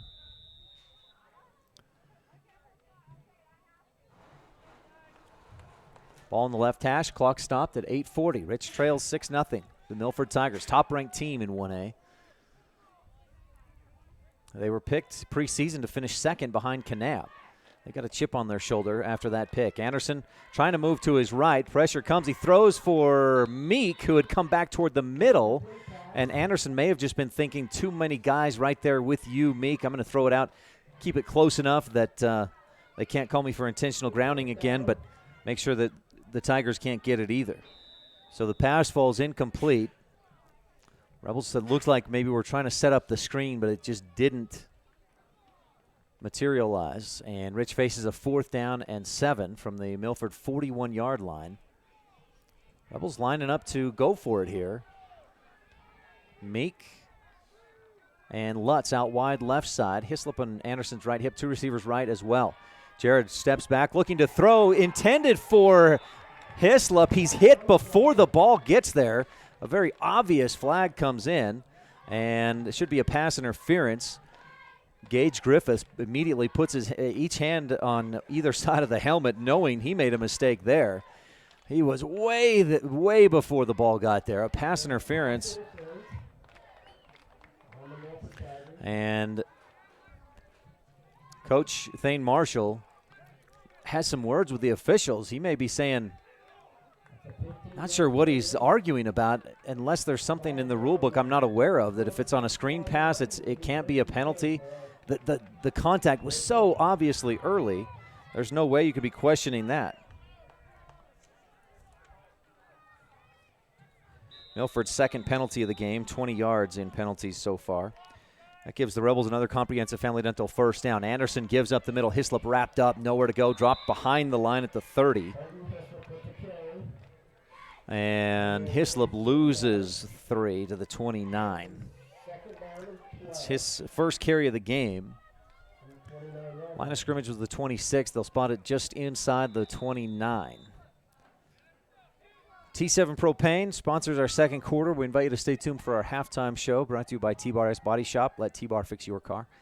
We'll also have the Rich County first half highlights and the Town of Woodruff standout student. We'll talk with Kirina Johnson, senior at Rich High School. 2 backs in the backfield next to Anderson. Steps back looking to throw. He goes out in the flat right side for Hislop, and he is bottled up. 4 Tigers in the backfield. Hislop nowhere to go. Dropped down back at the 33. Rebels lose 4 more. 4 more yards. It'll be 3rd down Hislop has 3 receptions for 0 yards. One went for 6, then he's had -2 and -4. A third down and 17. Rebels need the 17-yard line to move the chains. They're back at their 33. Anderson from the shotgun, steps back, good protection, throws over the middle into pressure or into coverage, and Wilson can't hang on. The ball got through to his fingertips at the 20 on the left hash. He's asking for a pass interference, and there was a lot of contact, but not early apparently, and the Rebels face a 4th down.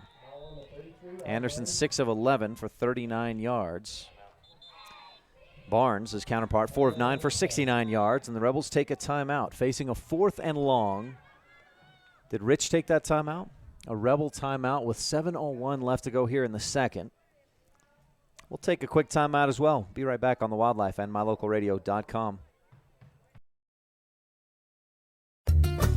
Serving Wyoming since 1941, Plains Tire is Wyoming's oldest and largest tire dealer with great locations throughout the state. They'll get you the right tires that offer the best results for your vehicle at the lowest prices, guaranteed. Plus, you can go to any Plains Tire Pro dealer with their nationwide warranty service. And check out their Plains Tire phone app. Come down and see us at Plains Tires on 157 Bear River Drive for all your automotive needs. Hablamos también español.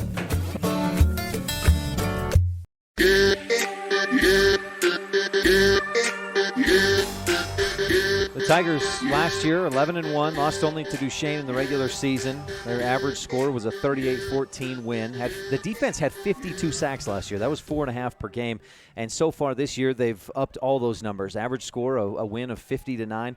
The defense has 23 sacks this season coming into today. That's 7.5 sacks per game. So far, 1 sack on the Rebels. Knock on wood. Rich lines up for a 4th and 17, looking to go for it. 4th and 16. Anderson in the shotgun. Fakes the throw right. Steps up to try and get away from pressure, and there's the sack. I'm just talking about the sacks, and Milford gets it done on a 4th and long. Rebels couldn't keep Anderson protected long enough. A loss of 3, and Rich turns it over on downs. So Rich with 2 first downs on that drive. Brings their total to 4 first downs in the ball game. Milford takes over, 1st and 10 from their own 36. Second quarter, 6:54 left to go in the T7 Propane and Woodruff second. Barnes under center. 2 receivers, 1 out wide right, 3 to the left. Pitches left side for Beebe. Rebels cut him off. Great containment. He's forced to cut back up and gets back to the line of scrimmage, and that's it. Hayden Meek, who got our McKay Franklin precision play of the game last week for recovering the fumble, or recovering the field goal block down at Monticello. Looking for our McKay Franklin precision play of the game, maybe Reagan Huffner's sack of Bryson Barnes. It was a 30-yard loss back in the first quarter. So no gain for Brett Beebe, the speedy running back for Milford. He's got 43 yards or 14 yards on 4 carries. Fake the pitch to him, then hand off to him, running left. Breaks around the left corner, down the sideline, and he's finally caught, drugged down, out of bounds, out at midfield. Beebe, we saw some of his speed right there as he broke free for 14 yards and a Milford first down. That's what Beebe's more accustomed to. He's just a sophomore this year, and had Ty Neto, the last year's player of the year, state 1A player of the year, had he not been around, Beebe probably would have started as a freshman. He's that type of a talent, an athlete. First down and 10 for the Milford Tigers at the 49-yard line. Their own 49, leading 6-0. Man in motion, fake there, give up the middle. Beebe breaks one, breaks another. Still on his feet. Meek, though, able to just trip him up enough and bring him down at the Rebel 45. So into Rebel territory. They'll spot him at the 45-yard line. 6-yard gain. Puts him at 33 yards on 6 carries. 2nd down and 4. Milford offense with 5:44 left in the T7 Propane and Woodruff second quarter. Pistol formation. Barnes takes the snap, back to throw. He's got a man deep down the right sideline. He beat his defender, and the throw is there. He has to fall on his back to make the catch. Carson Wunderlich down at about the 12. A nice route by Wunderlich. Faked in, went out, and Barnes found him down the sideline for the long pass. Carson Wunderlich came into the game averaging 15 yards per carry. That one down to the 13 is a 32-yard catch, and he is at 46 yards. That's 23 yards per catch in this game. Barnes running the option. Tries to get it, pitches it outside, and Beebe makes a move, sprints for the corner of the end zone, then spins at the last second, and he's out of bounds at the 1. Boy, Rebel defense, the containment had Beebe stopped. He cut back in, got around that one containment man, and then bounced it back outside and picked up a chunk of yards down to the 1. 3 first downs on this drive. That was a 12-yard gain. Barnes under center. Last situation they had like this, he did a quarterback keeper, a dive up the middle. This time pitches out left to Beebe. Rebels contain it. He cuts and dives toward the goal line, but he's stopped just short. No gain for Beebe.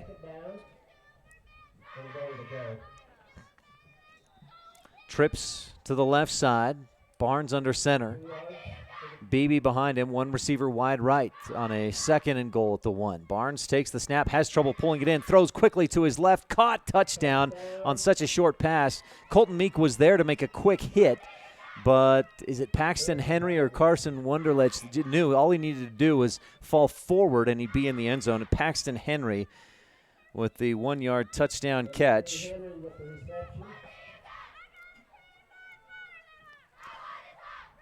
Tigers to go for 2 here with 4:40 left in the second quarter.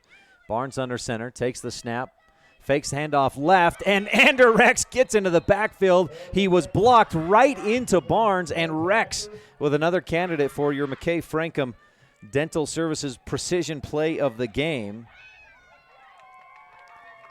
But the Tigers do put the points on the board. The 2-point conversion fails.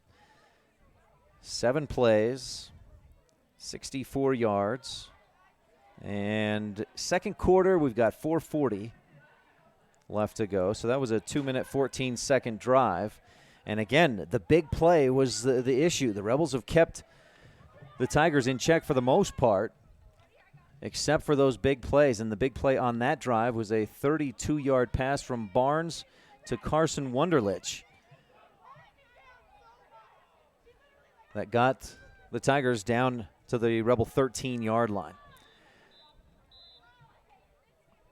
So Rich set to receive this kickoff, trailing 12-0 on the Stacey's Repair scoreboard. 4:40 left, second quarter. Rebels could really use a pro physical therapy touchdown at this point. That, of course, would be followed by a Rich County 4-H extra point.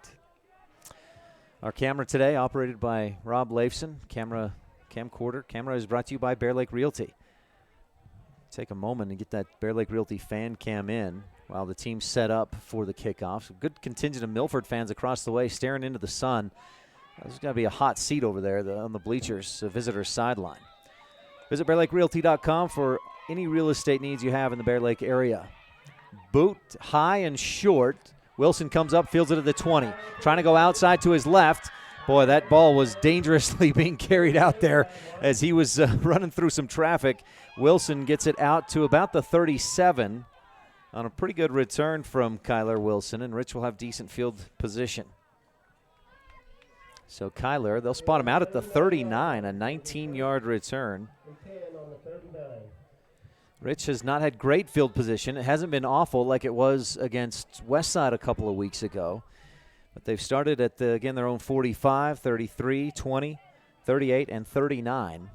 They've had some success offensively. They just have not been able to sustain a drive and punch it in. Nelson directs a little traffic from his center position. Anderson in the shotgun. Huffner in motion. Give to Meek, right side. And he's met at the line of scrimmage or a little behind it. Dives forward, uses his momentum to get back to the line. No gain for Colton Meek. Meek this season, 16 carries, 27 yards, and he's had a few that have gone for 7, 8, 9 yards, but for the most part, his carries have been like that. 2 yards or loss of yards or no gain. 2nd down and 10 for the Rebel offense. Clock running. 4:04 left in the T7 Propane and Woodruff second quarter. Our first quarter was brought to you by the Crawford Trough. Open late after every home game. Rebels send Trayson Lutz wide to the left side. Hunting wide right. Tight end is Huffner on the right side. Meek in the slot left side. Anderson with Hislop on his left hip, takes the snap, lobs down the seam, and it's picked off. Huffner was held up by the defense and couldn't get turned around to find that ball, and it's intercepted by Carson Wunderlich. So Carson, who made the big reception earlier that set up Milford's second score of the night, or of the afternoon, Wunderlich pulls off the interception. And Milford will take over 1st and 10 from their own 45-yard line. Second quarter, 3:38 left to go in this first half. Rebels' first giveaway of the game. Barnes under center, takes the snap, gives left side. Beebe breaks outside and down the sideline. He's held up for a moment and pushed out in Rebel territory. That's stops the clock at 3:33. Beebe got to about the 30 or the 48-yard line of Rich. We'll see where they spot it. Well, he stepped out a lot earlier than I thought, or was there a flag on the play? I don't see a penalty marker, but oh, there it is. It's out on the far sideline, and it may have been a holding. I saw Huffner trying to get out around the corner to force Beebe back to the middle. And he was having a hard time getting out there. That may be a hold call out on that Milford sideline. Left side of the Milford offense. We'll see. A face mask against the Tigers. It's an inadvertent face mask. A 5-yard penalty from the end of the run. Spots it at the Milford 48. So Beebe went out of bounds. Boy, do some quick math here. A timeout, a whistle by the officials to stop the play. Milford was ready to go.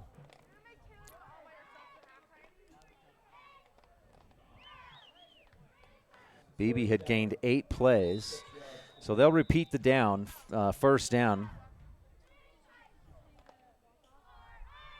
Barnes from the shotgun, looks out left, fakes a ball at the throw, and then throws for Paxton Henry. Tackle missed. Henry's gone. Barnes with a nice pump fake and then threw down the sideline to Henry. Rebel defense went for the deflection or the interception and whiffed. And Henry goes the distance. That's 52 yards to Paxton Henry and his second touchdown of the day. That's his 5th touchdown of the season. And the Tigers have opened up a 3-touchdown lead. They'll look to add to that with the 2-point conversion attempt. That was a quick drive, and Barnes back to throw over the middle and behind his man, and that enabled Wilson to get a hand in there and break it up. So Kyler Wilson with a 2-point conversion saving pass breakup play. Barnes with his second passing touchdown of the day. Both have been to Paxton Henry. Let's see. That puts Barnes at 6 of 11 for 153 yards, 2 touchdowns. Well, make it 7 of 12. I missed that 1 touchdown pass earlier. 154 yards on 2 scores. That drive, 2 plays. 55 yards, not much time off the clock. Rebels will get it back with 3:07. That's just a 31-yard or 31-second drive.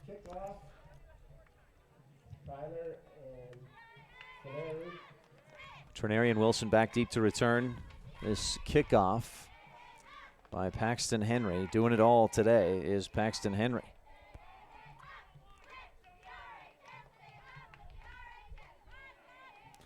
Rebels looking for some first downs, and if nothing else, just eat up the clock, not allow Milford to get the ball back and not give them another chance to score before the first half ends.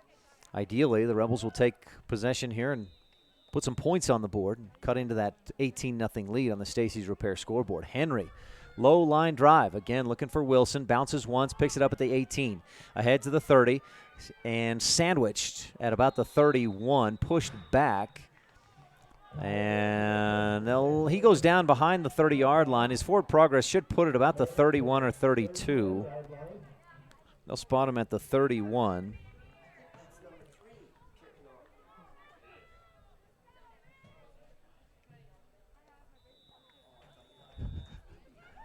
Oh, did I call them BB? Paxton Henry doing the kickoffs. I may have called him BB. I apologize if that's the case. We'll give Wilson a 13-yard return on that kickoff. Rebels trailing 18-0 on the Stacey's Repair scoreboard. Anderson in the shotgun. 3 minutes left in the second quarter. Ball in the middle of the field on a 1st and 10. Snap. Anderson fakes the handoff to Hislop, pulls it out, rolls to his right, throws deep down the field. He had Trineri wide open. Kaysen stops, makes the catch, gets a foot in as he's hit and brought down on the right sideline. And they'll spot it at the Milford 41. A 28-yard pass and catch from Anderson to Trineri. Kaysen's second reception of the day. Is that right? 28 yards, 19 yards to the 50, another 9 yards is 28.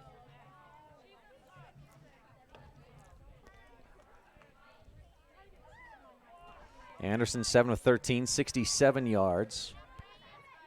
1st and 10 on the Comprehensive Family Dental first down. Throw over the middle, looking for Lutz, and he's hit. Looked like before the ball got there, the ball pops around and drops to the floor. Carson Cox comes out hopping around, thought he had almost an interception, but no.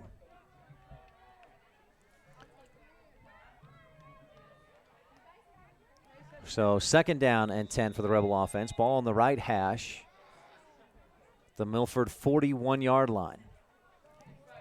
2 receivers left. Trineri the wide out on the left side. Huffner the slot. Or no, that's Meek the slot. Anderson with Hislop on his right hip, takes the snap, fakes the throw, then looks deep down the left sideline for Trineri. Tipped at the last second by Beebe, in and out of the hands of Trineri. He slams the ground with a fist, wishing he'd held on to that pass. And give Beebe some credit. He just got a fingertip on that pass just before it fell in and out of the hands of Kaysen Trineri. Great effort by Trineri, just couldn't hold on to it. Coach Grohl gives him a smile and a low 5, saying, hey, good try, man. That was great. Almost got it. 2 receivers left, 2 out wide to the right side. Ball in the right hash. Rebels 3rd and 10. To Milford 41. Anderson calls for the snap. Throws out to Lutz. Got him. 1 block is there. Gets it at the 40. Straight arm to the 35, and he drives forward to about the 34. Nice run by Lutz and a nice block out on that left side. I think it was Huffner or Meek. Is virtually responsible to block 2 guys out there on that quick wide receiver screen and made a nice block. A 7-yard gain brings up a 4th and 3. So Trayson Lutz with his first reception of the season. Anderson from the shotgun takes the throw, looks for Trineri out this time on the right side wide receiver screen, and too much pressure on that up the middle and out on the defense, out on the wing, and the throw was over the top and incomplete. So the Rebels turn it over on downs. They got 1 first down, brought to you by Comprehensive Family Dental on that possession. That gives the ball to Milford. Second quarter, 1:40 left to go. Milford takes over from their own 34. 1st and 10. Barnes in the shotgun. Takes the snap, looking to throw. Over the middle, he's got Zach Sherwood. Made the catch and gets his way out to the 50 before the Rebels bring him down. They'll spot him at the 49. A 15-yard gain to Sherwood.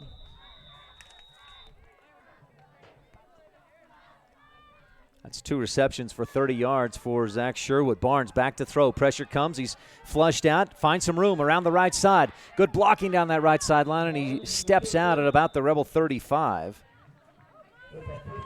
It's a big gain for Barnes on the scramble. Barnes all the way to the Rebel 35. Another first down. 14-yard run for Barnes. Puts him at 57 rushing yards on just 7 carries. Last 3 carries have gone for 17, 12, and 14. Takes the snap, gives to Beebe up the middle, and he picks up a few before he's upended at the Rebel 30. And he was able to dive forward down to about the 27. Yeah, they'll spot him at the 28. A 7-yard gain for Brett Beebe, the sophomore. Clock continues to run. Under a minute to go in the T7 Propane and Woodruff second quarter. Barnes with 2 receivers left, 2 out wide right. Takes the snap, looks, throws deep down the right sideline. He has his man wide open, in and out of the hands of Carson Wunderlich, who had a touchdown in his hands and let it drop. That was such a routine, easy catch. It's one of those, you're wide open for the layup and you just botch it. And Wunderlich would like to have that one again.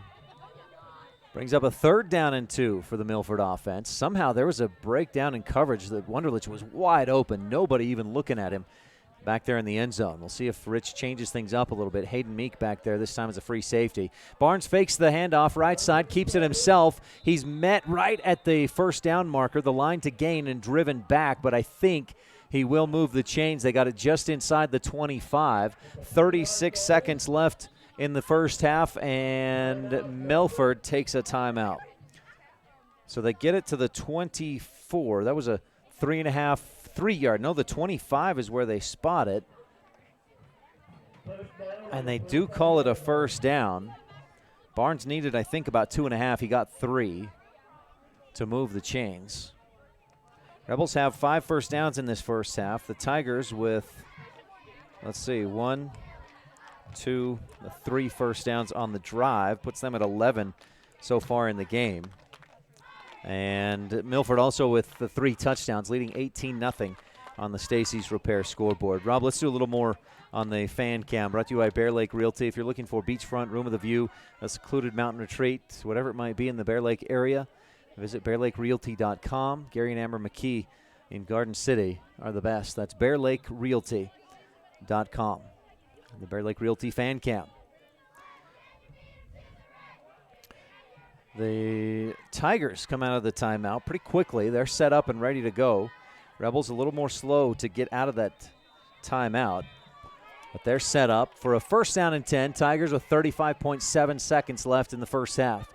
Barnes back, looking to throw, looks left, throws deep down the left sideline. He's got Henry, and last second, Meek gets a hand in there, knocks the ball away, and they throw a flag.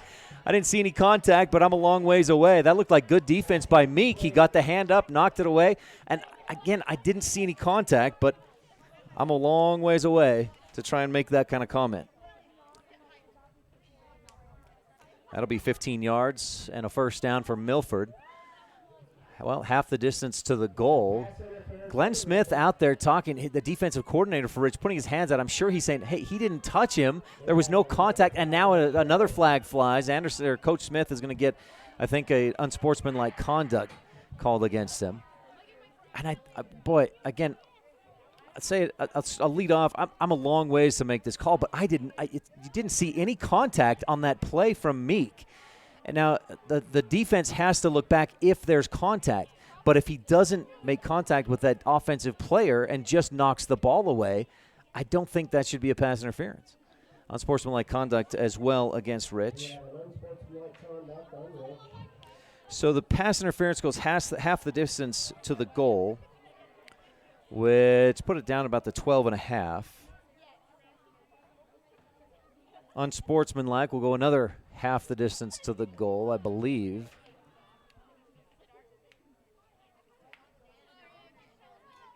Which should put Milford in a first and goal situation with 29.4 seconds to go.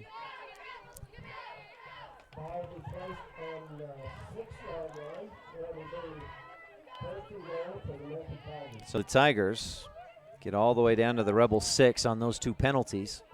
And they'll say, no, not first and goal, 1st and 3 at the Rebel 6. And maybe now there's some discussion saying it should just be 1st and goal. Not sure. The officials conferring, and they do tell the chain gang, no, drop those first down markers. There's no yard to gain other than the end zone. 29.4 seconds to go. Tigers leading 18-0 here in the second quarter. Looking to punch another one in. Barnes back to throw. Looks over the middle, throws, and he's got his man caught. Touchdown. Barnes surveys the field and finds Carson Wunderlich, who dropped the pass in the end zone earlier.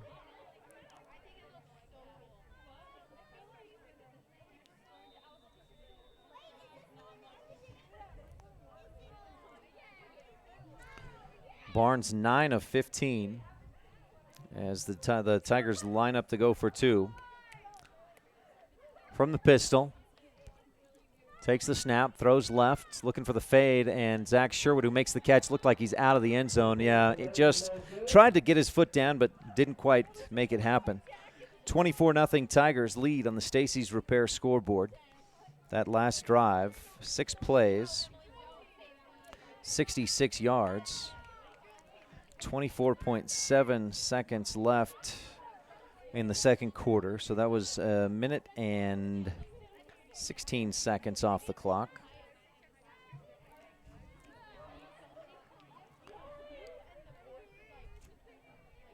Barnes, 9 of 15, 3 touchdowns, 175 yards on the day, plus a rushing touchdown and 60 yards rushing for the junior Bryson Barnes.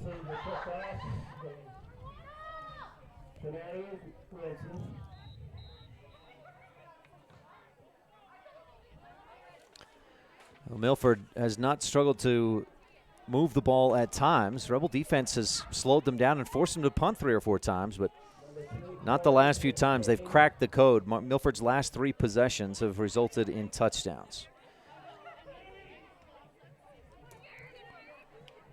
The penalties certainly don't help the Rebels either.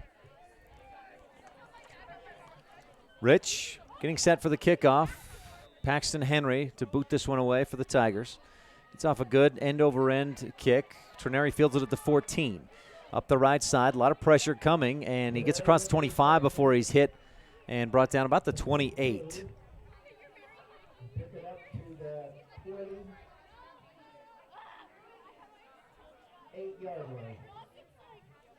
13-yard return for Trenary. Rebels start from their own 28-yard line. And with 17.9 seconds left in this first half, do the Rebels take a shot or 2, or do they take a knee and go to the half, trailing 24-0 on the Stacy's Repair scoreboard?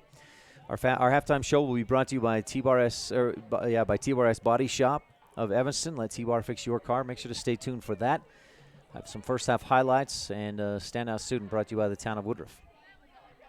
Anderson in the shotgun. Meek in the slot, left side. Huffner in motion from right to left. Trips left side now. Anderson takes it himself, cuts it out, and breaks a tackle across the 30 to the 35. He's drugged down from behind. And the tackle by Russell Walker, Milford's defensive end. 4, 3, 2, and I think the Rebels and Tigers will let this clock run out. Anderson gained 7 on the play, out to the 35, and that takes us to the half. Milford leading 24-0 on the Stacy's Repair scoreboard. Second quarter has been brought to you by T7 Propane in Woodruff. For all your propane needs, call 435-793-4208. My name is Dr. Micah Pullins. I'm an orthopedic surgeon at Evanston Regional Hospital. I perform total hip, total knee, and total shoulder replacement. The huge majority of patients of mine that have undergone total joint replacement have been dealing with pain and disability for many years. After joint replacement and recovery, patients are back to doing the activities that they want to do.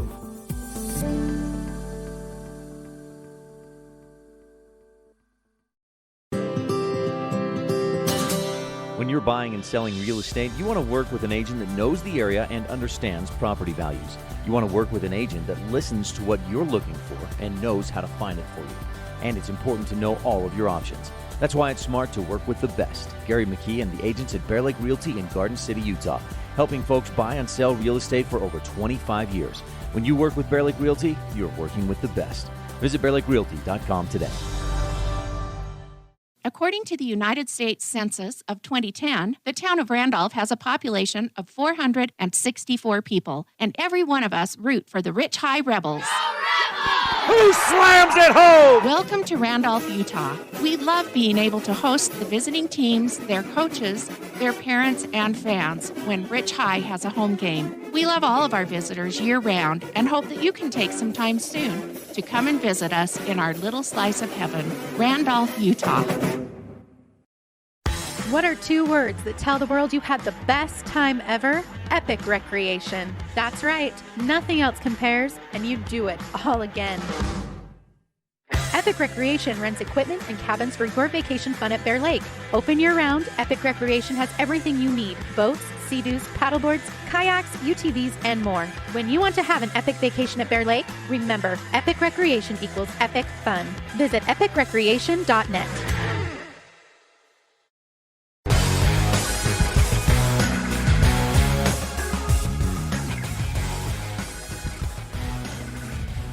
Welcome to the halftime show, brought to you by T-Bar Body Shop of Evanston.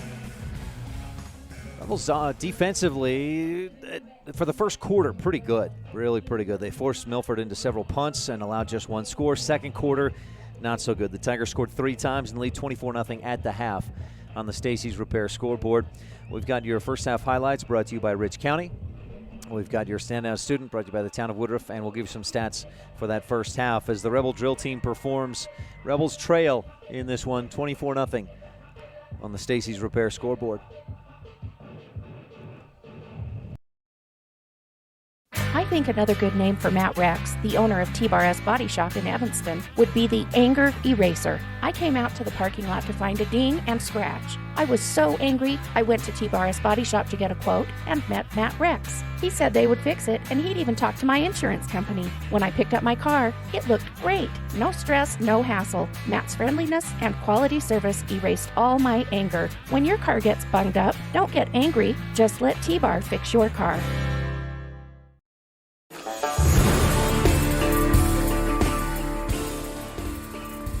The Rebel drill team with goals of winning state this year after 2 consecutive 5th place finishes at state. Welcome back to the T-Bar Body Shop of Evanston halftime show. Let T-Bar fix your car. Let's take a look at some first half highlights presented by Rich County. Rebels with a championship cause. Rich forced Milford of their first few possessions in the first half. Let's see, 1, 2, 3, 4. Their first 4 possessions, Milford punted 3 times and scored once, and that's what the Rebels needed to do through the entire first half. But then after that, the Tigers had 3 possessions and scored all 3 of those possessions. The Tigers have 273 yards of offense, and they've been very balanced. 148 yards on the ground, 125 through the air. Even though Barnes has been sacked 3 times for minus 50 yards, he's still got 175 yards passing and 3 touchdowns on the day. And meanwhile, on the other side of the ball, the Rebels, we've seen them move the ball at times, 74 yards through the air, but Rich with just 7 rushing yards in this game. Rebels have 80 offensive yards in this first half. Now, that's a lot better than they did last week against Monticello, and certainly better than 2 weeks ago at Westside, but got to find a little more balance, and that rushing game just hasn't been there for Rich in the first half. And, boy, when you're one-dimensional, we saw how that affected Rich and what Milford was able to do defensively. Rich going to the pass, and midway through the second quarter, Carson Wunderlich with the interception, and Rich just ineffective consistently, at least in a consistent manner. They haven't been able to move the ball and get down the field. No score for the Rebels in that first half. The Tigers put up 24 points. If you're watching online at mylocalradio.com, the Rebel cheer team performing for the home crowd, and the Rebel football team making some adjustments in the locker room. This first half highlights are brought to you by Rich County, Rebels with a championship cause. Our precision play of the game so far, Reagan Huffner sacked Bryson Barnes for a 30-yard loss in the first quarter. That was part of a drive that didn't go far for the Tigers. They were forced to punt eventually on that drive, or a couple plays later, but that's your McKay Franklin precision play of the game so far. Rebels need to put in some pro physical therapy touchdowns in the second half. We'll see if they can do that. We've also, more of the halftime show is coming up. We'll talk with Karina Johnson. She specifically told me to say Kirina. It's not Karina, it's Kirina Johnson. We'll hear from her on the Town of Woodruff Standout Student when we return on this T-Bar S Body Shop of Evanston halftime show on KADQ. This is Rich Rebel Senior Trayson Lutz, and you're tuned into Rich High School Football on Rebel Radio at mylocalradio.com. I think another good name for Matt Rex, the owner of T-Bar S Body Shop in Evanston, would be the Anger Eraser. I came out to the parking lot to find a ding and scratch. I was so angry, I went to T-Bar S Body Shop to get a quote and met Matt Rex. He said they would fix it, and he'd even talked to my insurance company. When I picked up my car, it looked great. No stress, no hassle. Matt's friendliness and quality service erased all my anger. When your car gets bunged up, don't get angry. Just let T-Bar fix your car. Ever since 1871, when Joseph C. Rich surveyed the town site, the town of Woodruff has been a thriving ranching community. Settlers were attracted by the broad valley and green grasses, the mountain trout in the streams, the elk and deer herds in abundance, and the neighbors were friendly. That's how people still are today. Visit Woodruff, and you too will experience that friendliness. It's everywhere. It's the town of Woodruff, Utah, where we're proud of our rich rebels. Ryan Steineckert with senior at Rich High School, Karina Johnson. Thanks so much for your time today, Karina. Thank you. There's a little discussion we just had about your name. And probably most people just say Karina, the lazy American way to say it, but there's a more specific pronunciation. Say it for me, you. Kirina. Kirina. You're not a real stickler on that, though. No, not really, because nobody ever really gets it right, even after I correct them, so it's fine. Did you used to correct people and then you just, it's not worth it? Yeah, in kindergarten, I would always tell my teacher, it's Kirina, not Karina. And then she just kept calling me Karina, and I'm just like, whatever. Kirina, tell me about your senior year. How are things going? Pretty good. I've had a pretty good schedule, and I'm knocking out a lot of classes. I'm pretty, confident in it. What classes are you knocking out that you're talking about? I'm going to get my CNA done, and I've got a lot of math classes going. I have 3 English classes that I'm taking. And I'm also doing my volunteer hours. Volunteer hours for? Cam Jarman down at the physical therapy place. Last year I got certified to be a physical therapy aide through the class. So you got a lot going on. You mentioned before we started recording, the Sterling Scholar. You're doing the physical therapy hours. You're doing 3 English classes. Why so many English classes? Because I really like English. It's actually really fun. 2 of them will knock out a credit for college, and then I have a creative writing class that I want to take for fun. I took a creative writing class for my senior year. That was my only English class, though. I didn't take 2 others. Why do you like creative writing? I don't know. I've always really liked writing. Just in general, it puts a lot of thoughts on pages instead of just having to talk to people about it. CNA, what draws you toward that? Is that something you want to do in the future, medical field? Yeah, I want to go to Weber State and become a nurse practitioner, and I've always just really liked the human anatomy sciences. It's always been really fun for me. So do you have you kind of have your career path mapped out at this point then, you said? I mean, as far as going to Weber State, become a physician's assistant, is that what you said? A nurse practitioner. Would you like to stick around here and have a practice, or have you thought that far ahead? I haven't thought about where I'm going to live. Hopefully I just get school done and figure out where jobs are. I just want to settle down after college. What else is going on your senior year? Are you involved in activities? Yeah, I'm the wrestling manager, and I plan on doing golf in the spring. Have you done golf in the past? Yeah, I did golf last year, and I missed state by 12 strokes. So close. Yeah, it was a rough go. Have you been working on your golf game a little bit, like putting and driving, anything like that in the off season? Yeah, my dad pretty much made a little putting range out at our house since we moved out to Lake Town, so we actually have room to do it. And you said wrestling manager. How long have you been doing that? This will be my 3rd year. I was going to do it freshman year, but they all talked me into basketball, which it was fun, but I'm not good at basketball, so I would rather manage wrestling. What's your favorite thing about managing wrestling? The relationship I get with the boys. I mean, not just to potentially have a boyfriend, I guess. I just really like having friends, and they're really good friends. So you kind of brought it up yourself. I was going to give you like little winky eyes or something about the wrestling boys on the team. Is there a certain one you're maybe hoping to ask you to homecoming? No, not at all, because I have a boyfriend. And he's not here or what? No, he's from Preston. Kirina, how about academic goals for your senior year? Do you have something like that in place? I want to continue to be on Honor Society, and I want to potentially get accepted for a scholarship that I'm looking into, and it's mostly academic grades. So you got to keep those grades up. Yeah, I maintain a 3.9 through 4 years, I guess. That's excellent. Way to go. Yeah, I missed it by a point, though. Could have been the valedictorian. That's okay. Most of us are like happy if we're, 3.3, 3.5, somewhere in there. So 3.9 is great. Yeah, I made academic all-state on sports, so it's okay. Kirina, is it tougher when you're taking some college-level classes, the CNA classes and things like that? Does that make it tougher to keep that high GPA? Yeah, because you got a lot of different deadlines, and sometimes I forget to take a quiz, and now I'm failing a class, but it's okay. I can drop it, so it'll be okay.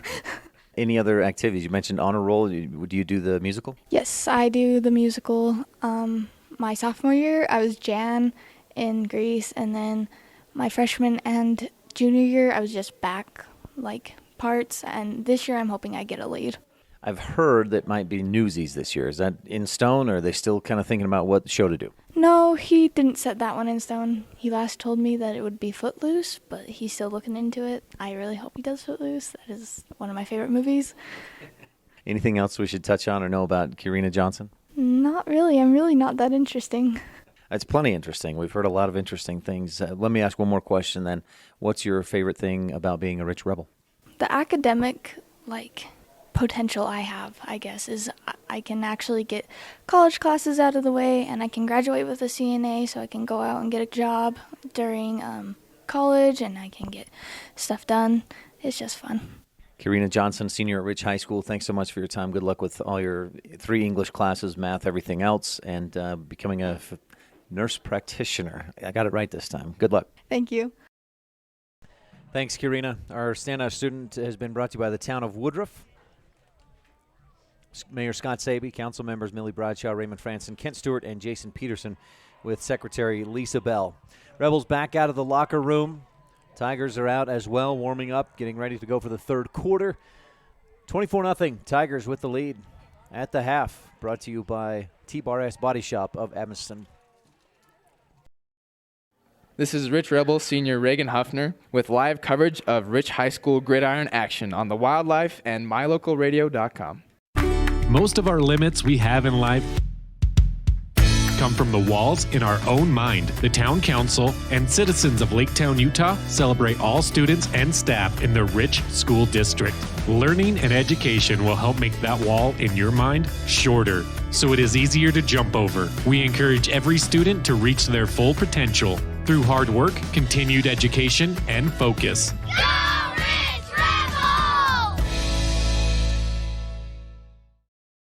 When you hit the bullseye playing darts, it's a great thing. When a rock hits your windshield and creates a bullseye, it's a bad thing.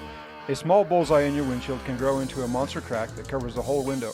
T-Bar Body Shop in Evanston fixes rock chips. If the rock chip in your windshield has already grown into a giant crack, T-Bar Body Shop can fix that too. When it comes to window repair or replacement, make sure you always hit the bullseye. Let T-Bar fix your car. Call us today, 789-2639.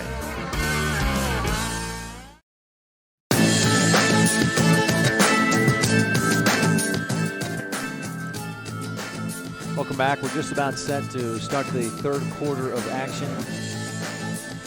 If you're just joining us on mylocalradio.com or KADQ FM 98.3.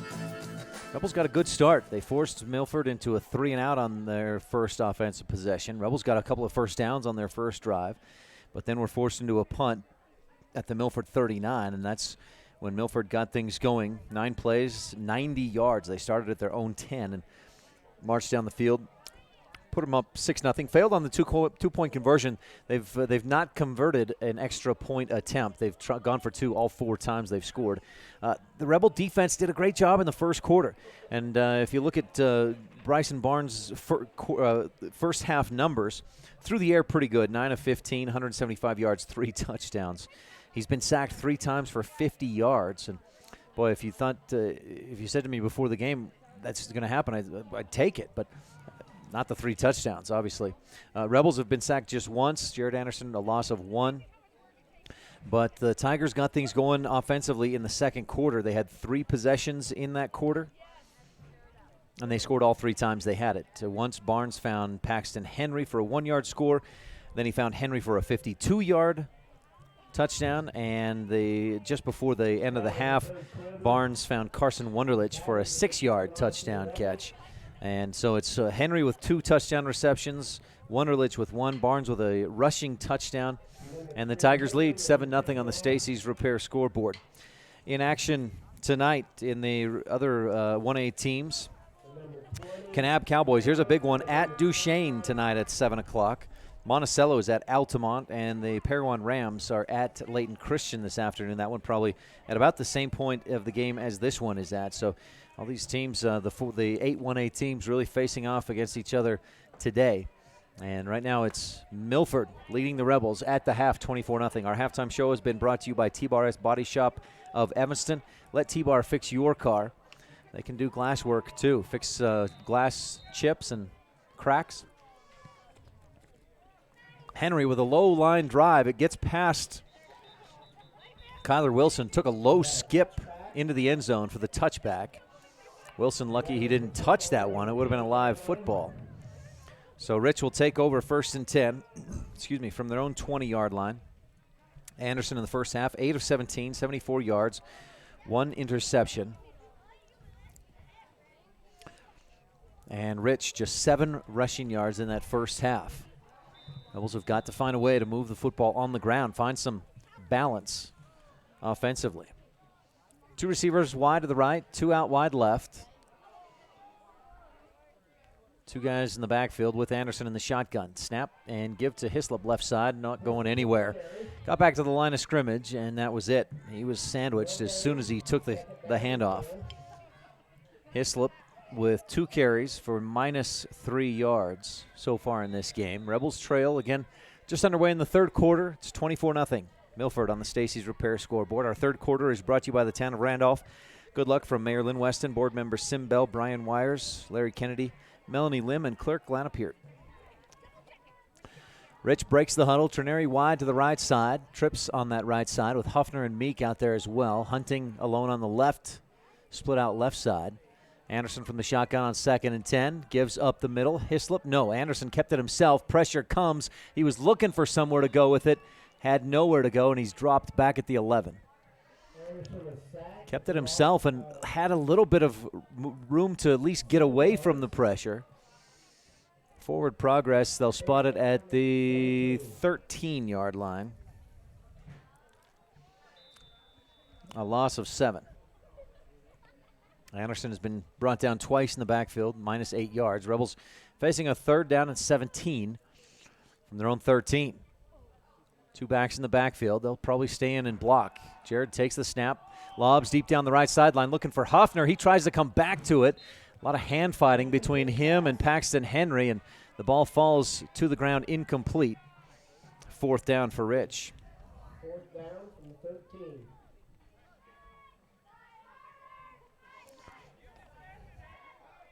These teams met twice last year on the football field.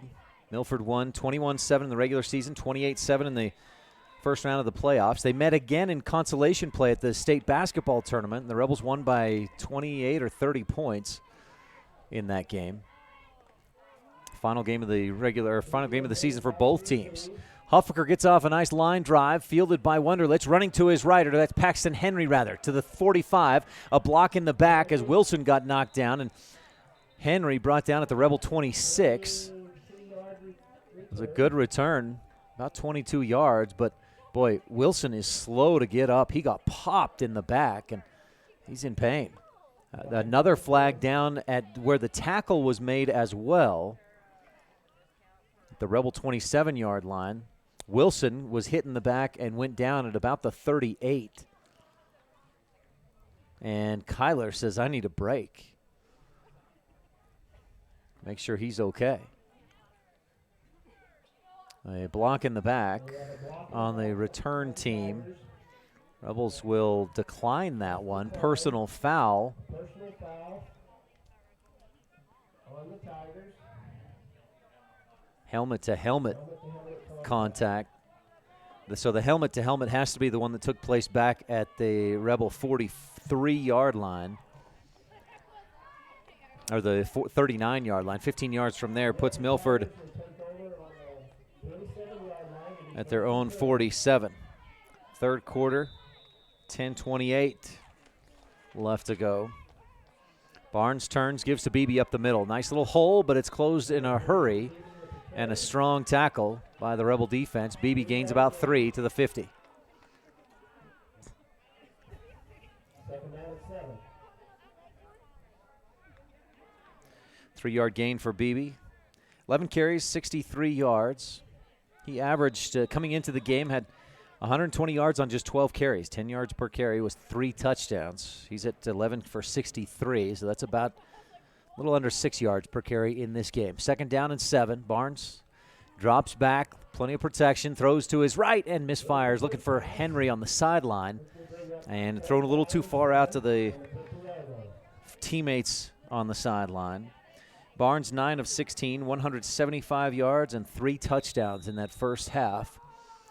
And the Tiger offense leading 24-0 on the Stacey's Repair scoreboard faces a 3rd and 7 at midfield. Ball on the right hash, trips left. Barnes back to throw. Pressure coming. He'll step up and be wrapped up just across the 50. Huffaker and Nelson in there. Nelson is the one that brought him down at the Rebel 48. Make it the 47. A 3-yard gain for Barnes. Brings up a 4th and 4 for the Milford offense. Barnes with trips again to his left. He's in the pistol. Beebe behind him a couple of yards. Bryson takes the snap. Quick throw out to his left. He's got Paxton Henry, makes a move, got the first down, and he's hit from behind and dropped at the Rebel 38. Anderson a little bit slow to get up. I believe it was Hislop who made the tackle. They'll spot it at the 36, an 11-yard gain. And Paxton Henry, give him some credit. He made a nice move to get himself free and pick up that first down. Had to make one man miss, and he did it. 2 receivers right, 2 wide left. Barnes takes the snap, fakes the handoff up the middle, keeps it himself, bounces around the left side, and still on his feet, finally wrapped up and drugged down at about the 31. A sure tackle by Anderson got Barnes by the legs and drug him down. Barnes picks up about 5. We'll see where they spot this. They may put it right at the 30, which would be a 6-yard gain. They do put it right at the 30. So Barnes with 69 yards on 10 carries in the game. Skill guys for the Tigers. I'll check their wristbands as the play comes in. Trips on the right side on a 2nd and 4. Barnes fakes a pump fake. Nobody open. He starts forward, then flushed out to his right, throws downfield, and it's caught, is what it looks like, by Gage Hardy. The throw was a bit low, but Hardy came back to it, made the grab on the numbers right side at the 18-yard line. A 12-yard gain. Gage Hardy had 3 receptions for 105 yards before that catch. A first down for the Tiger offense.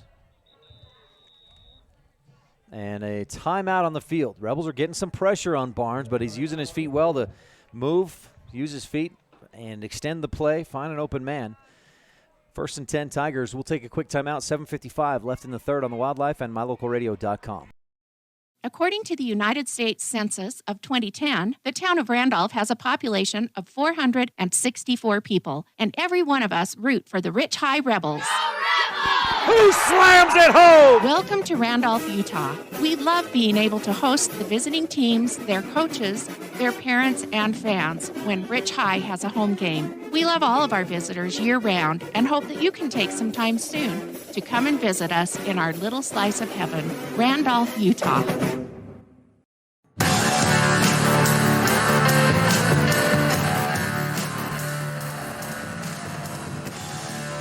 Third quarter is brought to you by the town of Randolph. Did you say Trayson Lutz, is he hurt? Oh. So Lutz has his pads off. He's over on the sideline and maybe done for the day the way it's looking. Trips to the left on a 1st and 10 for Milford at the Rebel 18-yard line. Ball in the right hash. 2 receivers right as well. Barnes back looking to throw. Running quarterback keeper all the way. Runs to his right. He's spun. Keeps his feet inside the 15. Dives to the 10 or close to it.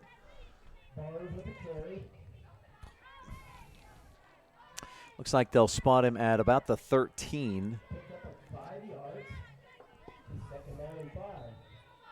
Barnes goes for 5. He's got 74 yards on 11 carries in the ball game. Came in as the 3rd leading rusher on the team. Gage Griffiths is a junior. He was the leading rusher. We haven't seen him carry the ball at all yet today. I don't think we've even seen him in the game. Number 23, a junior, averaging 9 yards per carry, 2 touchdowns. Barnes with trips on the left side, 1 man in tight. Beebe steps up to Barnes' right hip, takes the snap, gives to Beebe left side, big block around the left. Beebe breaks the corner and dives for the end zone. He was hit right at the pylon. He's in, touchdown. Beebe paid for it. Took a big hit from Colton Meek, but he popped up. He's fine, and the Tigers extend the lead. A 13-yard touchdown run by the speedy sophomore Brett Beebe. 8 plays, 53 yards on that drive. 6:38 left to go in the third quarter. Brought to you by Town of Randolph. And looks like the Kyler Wunderlich, or no, that's 74. That's Alec Williams to try and kick an extra point through. Tigers 0 for 4 on 2-point conversion attempts. They decide to kick it through, and they get it through. Williams, a short kick, but it does the job. The PAT is good.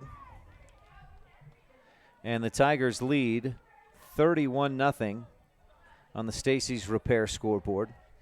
That possession just 10 seconds shy of 4 minutes. Tigers, again, 8 plays, 53 yards, and the Rebels will take over after the ensuing kickoff. We've talked about the Milford Tigers last year, state champs. They went 11-1. Barnes had 30 touchdowns passing, just 4 interceptions on the season as a sophomore. He completed 57% of his passes. Today he's at about 57, maybe 60%. 11 of 12 is his numbers, but he's got 3 touchdowns on 198 yards passing, and this season coming into the game had completed 72% of his passes.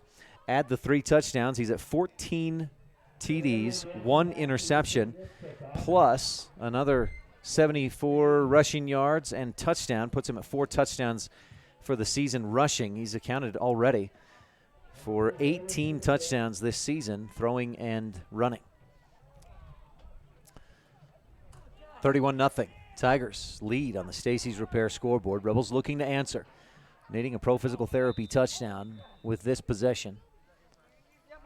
Paxton Henry to boot it away, low squib, and this one will roll and bounce all the way beyond the goal line for the touchback.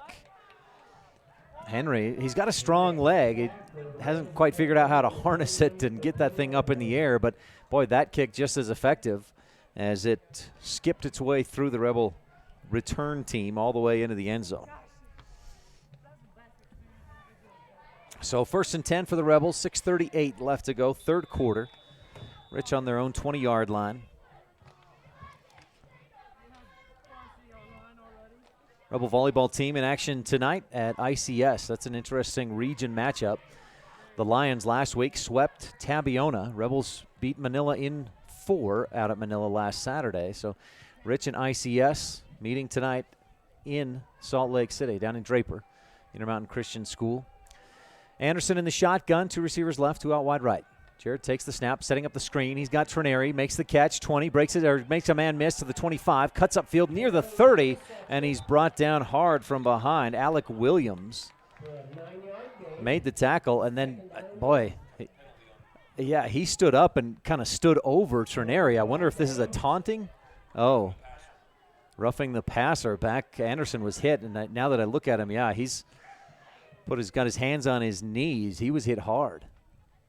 I wouldn't have been surprised to see Williams get a taunting call either. He came up after that tackle, stood over, and was looking down at Trineri as if to say something. But the roughing the passer will be an automatic first down after the end of the play. So Trineri got out to the 29-yard line. It's a 9-yard gain. 15 yards on top of that puts the Rebels at the 44.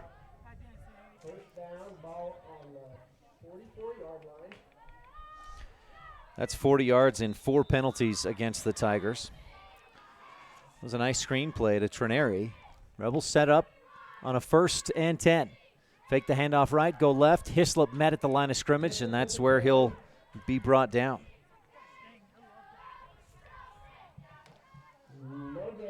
No gain on the play for Hislop. Back to the 44.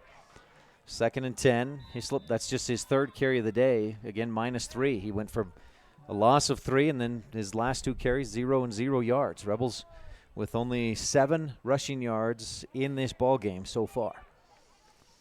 None here in the second half. 5:51 left, 3rd quarter. Rebels, Anderson under center, throws to his right, looking for Trineri, and he had to bounce out and around Paxton Henry, who came in to try and defend, and Trineri couldn't get to the pass. It was just down in front of him, in and out of his hands. Anderson, 9 of 20 for 83 yards, 1 interception on the day. And Rich faces a 3rd and 10.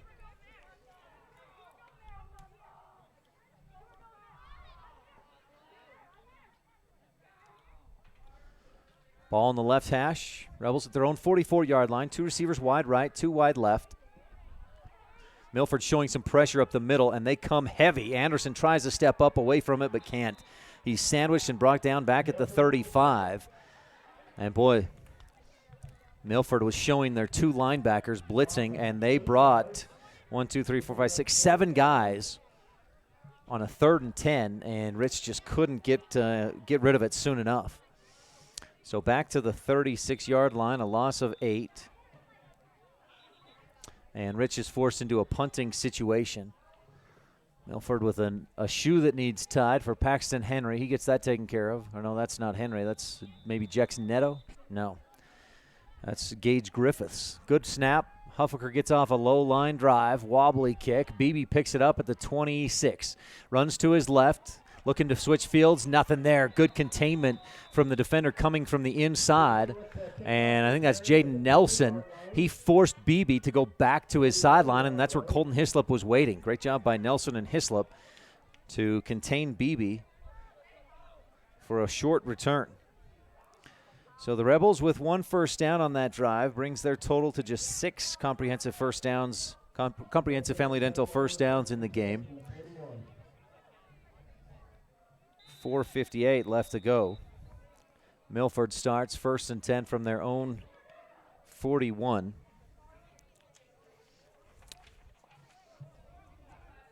Beebe with 20 punt return yards in the game. Not in the game right now. Trips to the right, 2 out, 2 receivers left. Oh, that's Beebe. Comes in motion. He gets the little handoff or the little shovel pass around the right side. Runs across the 45, across the 50 into Rebel territory. A late hit by the Rebels after the whistle. Milford Tiger found himself shoved to his backside, and Beebe picked up 12. If you watched Monday Night Football and saw the Rams do that same play, Todd Gurley scored on a little pass like that from Jared Goff. It was almost the same play there, and it went for 12 yards on the carry or on the run by Beebe. To the Rebel 48. Plus 15 yards on the late hit personal foul. Rebel penalty yardage starting to stack up a little bit. 5 penalties, 53 yards. And that pushes them down to the Rebel 33.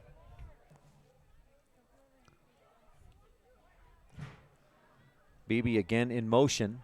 Barnes pressured, throws down the middle of the field short for Paxton Henry. It's incomplete. See the arm strength, though, as he steps up in the pocket. Did not have a chance to set his feet and still just whipped it downfield 25 yards.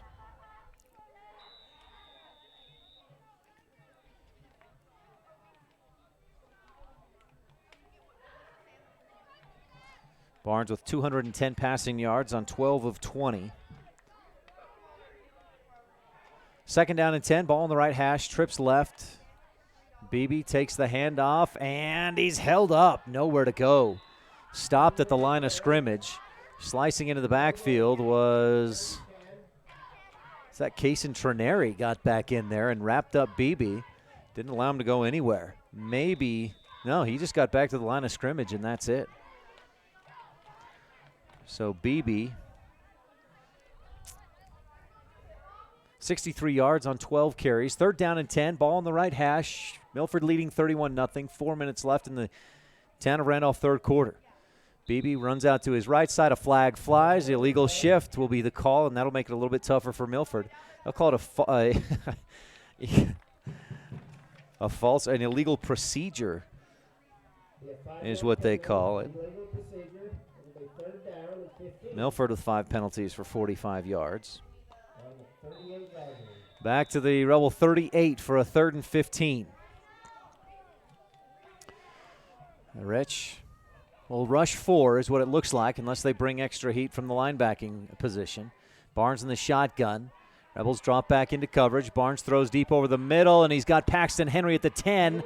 Hunting makes the tackle at the 7-yard line. But what a toss from Bryson Barnes in stride to Paxton Henry, away from where Hunting was on the backside, all the way down to the 8. A 30-yard pass. And Henry, boy, he's been good today. Paxton Henry, 6 receptions, 134 yards, 2 touchdowns. His first reception went for -2 yards, but since then it's been all positive for him. 240 passing yards for Barnes, a first down for the Tigers at the Rebel 8, 1st and goal. From the shotgun, Bryson steps back, lobs deep down the left, looking for Sherwood. Back at the end zone fade, he's out of bounds. Hunting on the coverage. The throw was a bit too deep, and had Sherwood even been able to get to a catch, he was beyond that back line of the end zone. Barnes with that incompletion, 13 of 22. 240 yards and 3 touchdowns. 13 divided by 22, that's just about 60%. That's well below his season average. Came in throwing 72% completion percentage. 2 receivers right, 2 left. They're spread way out. Way out to the left is Carson Wonderlatch. Inside tight is Paxton Henry. Barnes looking for something, and 4 Rebels get in and bring him down back at the 15. A loss of 7. Colton Hislop. Oh, no, is that Colton? Or is that Kyler Wilson? Oh, it is Wilson, yeah. A little bit slow to get up, favoring kind of almost like a left arm or something, but back to the 15-yard line, a loss of 7. Barnes has been sacked 4 times for minus 57 yards. Most of that came on a 30-yard sack where the snap went over his head and he tried to make something out of it. 3rd and goal, trips to the left at the Rebel 15-yard line. Barnes, pressure comes up the middle. He gets away from Meek, spins and runs out to his left. Tucks it, then he picks it back up, throws for the end zone, and he finds his man. Wilson was there but couldn't get back far enough, and it's caught by Gage Hardy for the score. Barnes had tucked and was looking like he would run. Then he stopped as he must have seen his man open out there. Stopped, planted his feet, heaved it up, and had just enough on it to find Hardy in the end zone for the touchdown. Barnes' 3rd score of the day through the air, or make it 4th touchdown pass through the air. He's at 255 yards, plus a rushing touchdown as well, and the Tigers lead 37-0 on the Stacey's Repair scoreboard. Barnes to Hardy, Williams to attempt the extra point, The snap is low. It bounces its way to the hold, and the kick is low and no good. PAT, no. 37-0. Milford leads on the Stacy's Repair scoreboard. This is Rich Rebel senior Reagan Huffner with live coverage of Rich High School gridiron action on the Wildlife and MyLocalRadio.com. Sometimes when you're shopping for a vehicle, you're not sure what you want, so you drop by and look at all the options. Other times you know exactly what you want. At Auto Farm Castle Rock Chevrolet, you can call us or schedule a test drive online. We'll have it ready when you get here. We're here to help you get exactly what you want on your schedule. So whether you want to browse or pre-schedule a test drive, Auto Farm Castle Rock Chevrolet is here for you. 624 Front Street, Evanston. We're a different kind of dealer.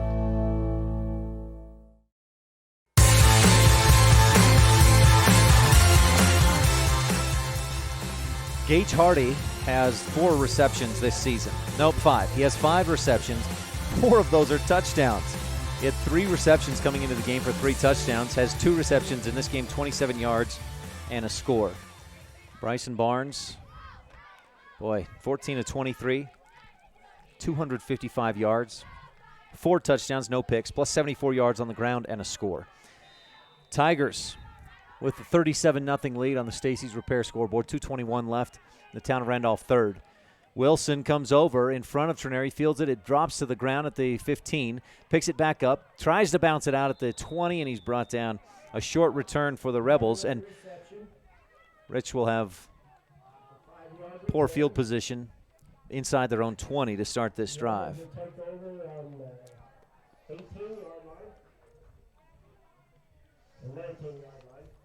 They'll spot it at the 19.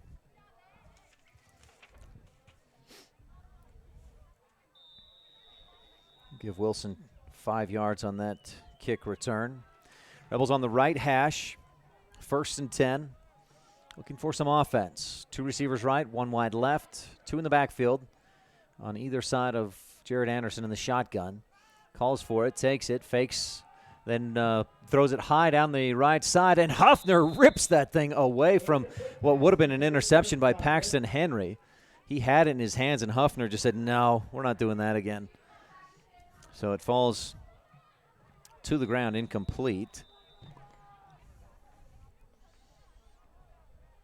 Good coverage defensively by the Milford Tigers.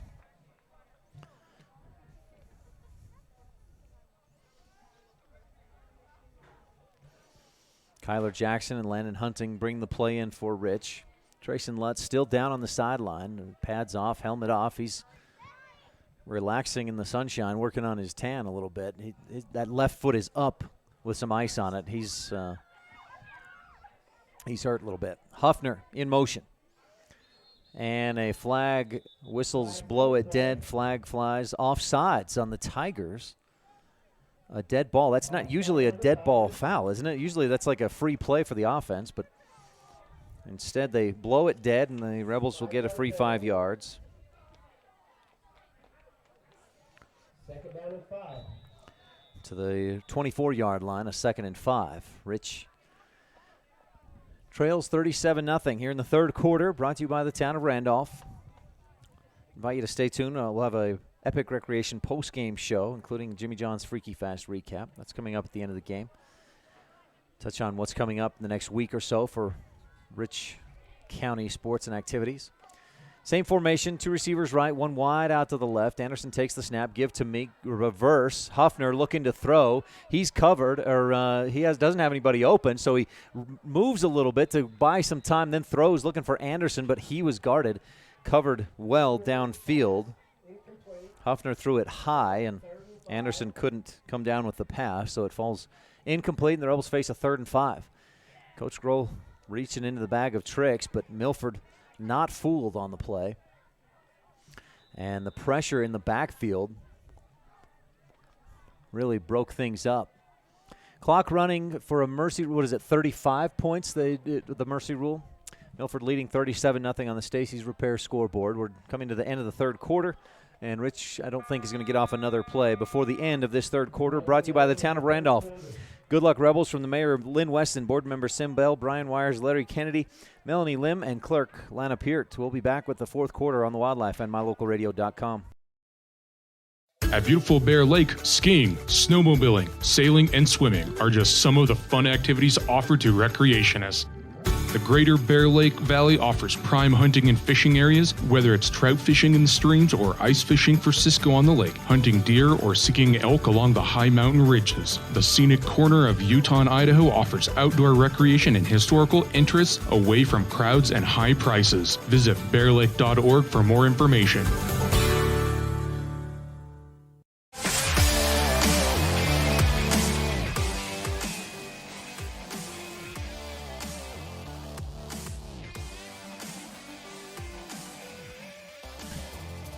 Welcome back to Rich High School, the home of the Rebels.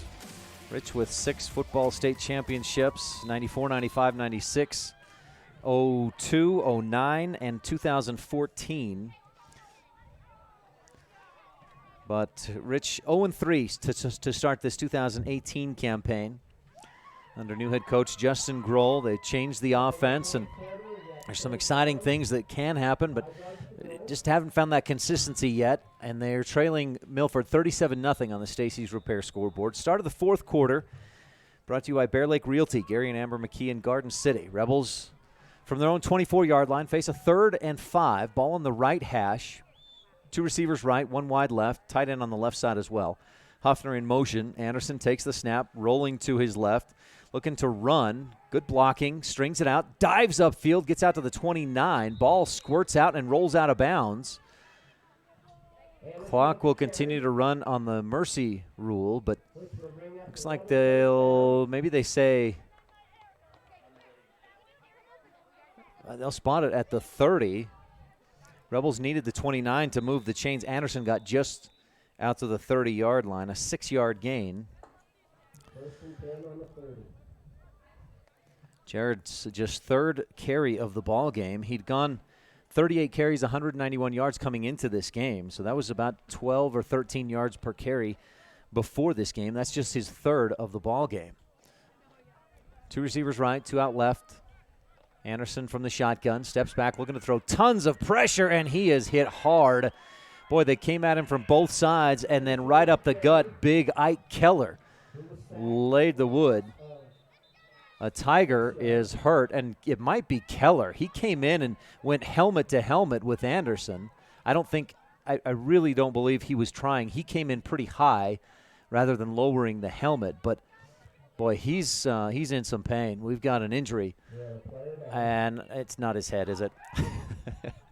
That left hand is not on his helmet. It's somewhere else. We'll take a quick timeout and an injury timeout. We'll be right back on the Wildlife at MyLocalRadio.com. When you're buying and selling real estate, you want to work with an agent that knows the area and understands property values. You want to work with an agent that listens to what you're looking for and knows how to find it for you. And it's important to know all of your options. That's why it's smart to work with the best. Gary McKee and the agents at Bear Lake Realty in Garden City, Utah, helping folks buy and sell real estate for over 25 years. When you work with Bear Lake Realty, you're working with the best. Visit bearlakerealty.com today.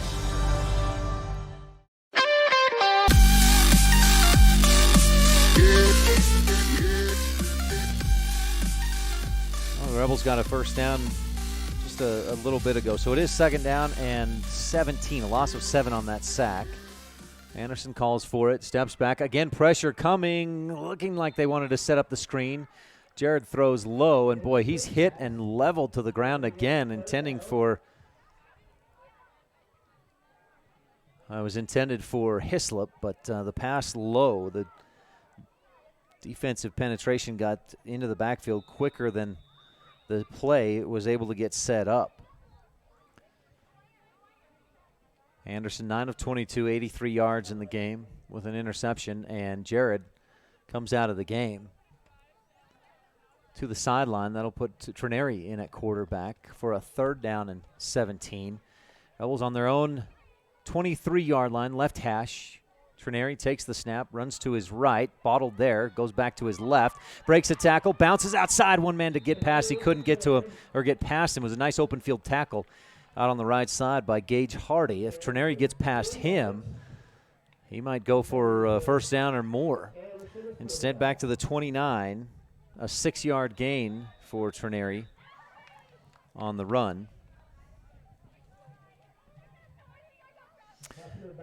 Brings up a 4th and 11, and the Rebels set up to punt it away. Huffaker, good line drive. It's spiral, fielded back at about the 33. Nice move by Paxton. Henry up the left sideline. A flag flies in on probably another block in the back at about the Rebel 45. Henry got down to about the Rebel 40 before the Rebels got to him. Rich with 1 first down on that drive, brought to you by Comprehensive Family Dental. Rebels have not forced a single station in Randolph turnover. 37-0. Milford leads and has the football. Block in the back is the call from the Rebel 44.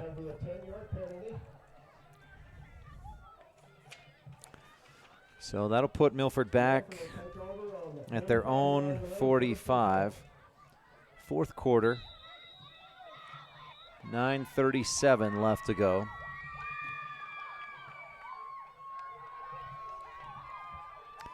Tigers keep Bryson Barnes in there, leading 37-0 with 9:24 in the clock running left in the Bear Lake Realty 4th quarter.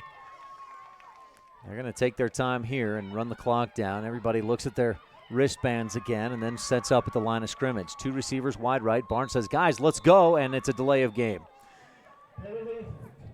Barnes showing some frustration with his teammates. That Sherwood and Hardy were out here on this right sideline kind of goofing off and chatting with each other and didn't get up to the line of scrimmage as quickly as they needed to. Delay of game is the call.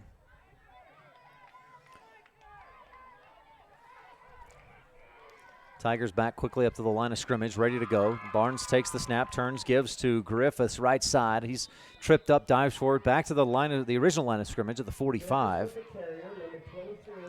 Gage Griffiths again came into the game as the Tigers' leading rusher, but that's his first carry of the game.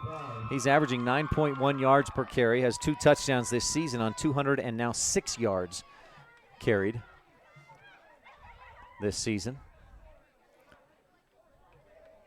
With the speed of Brett Beebe, who's gone 12 carries for 63 yards in this game. And tough to go back to Gage Griffiths, your second string man. Pistol formation, Barnes brings a man in motion, fakes the give to him. Bryson keeps it himself. Now pitches late on the option and not much room. Griffiths, though, squirts free, still on his feet, spins around and dives forward near the first down.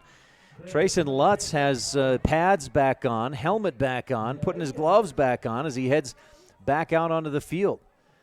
He's ready to go again. Bear Lake Physical Therapy helping Rebels get back in the game since 1998. Just helped Trayson Lutz get back in the game. At the Rebel 46-yard line, that was a 9-yard gain for Gage Griffiths. Barnes under center. Turns, gives to Griffiths again up the middle. Met at the line of scrimmage, but strong run, and he dives forward to the Rebel 44. 2-yard gain and a first down for the Tigers. Clock running down to 7.5 minutes left in the Bear Lake Realty 4th quarter. Rebel JV volleyball team today down at ICS. Got the win over the JV team, won 3-1. Varsity just about to get started. We won't be able to bring that match to you here on mylocalradio.com tonight. Barnes calling for the snap, finally gets it. Quick give up around the left side, and Jarrett Sullivan breaks a tackle or two before he's finally driven out of bounds at the 40. Sullivan goes for 4.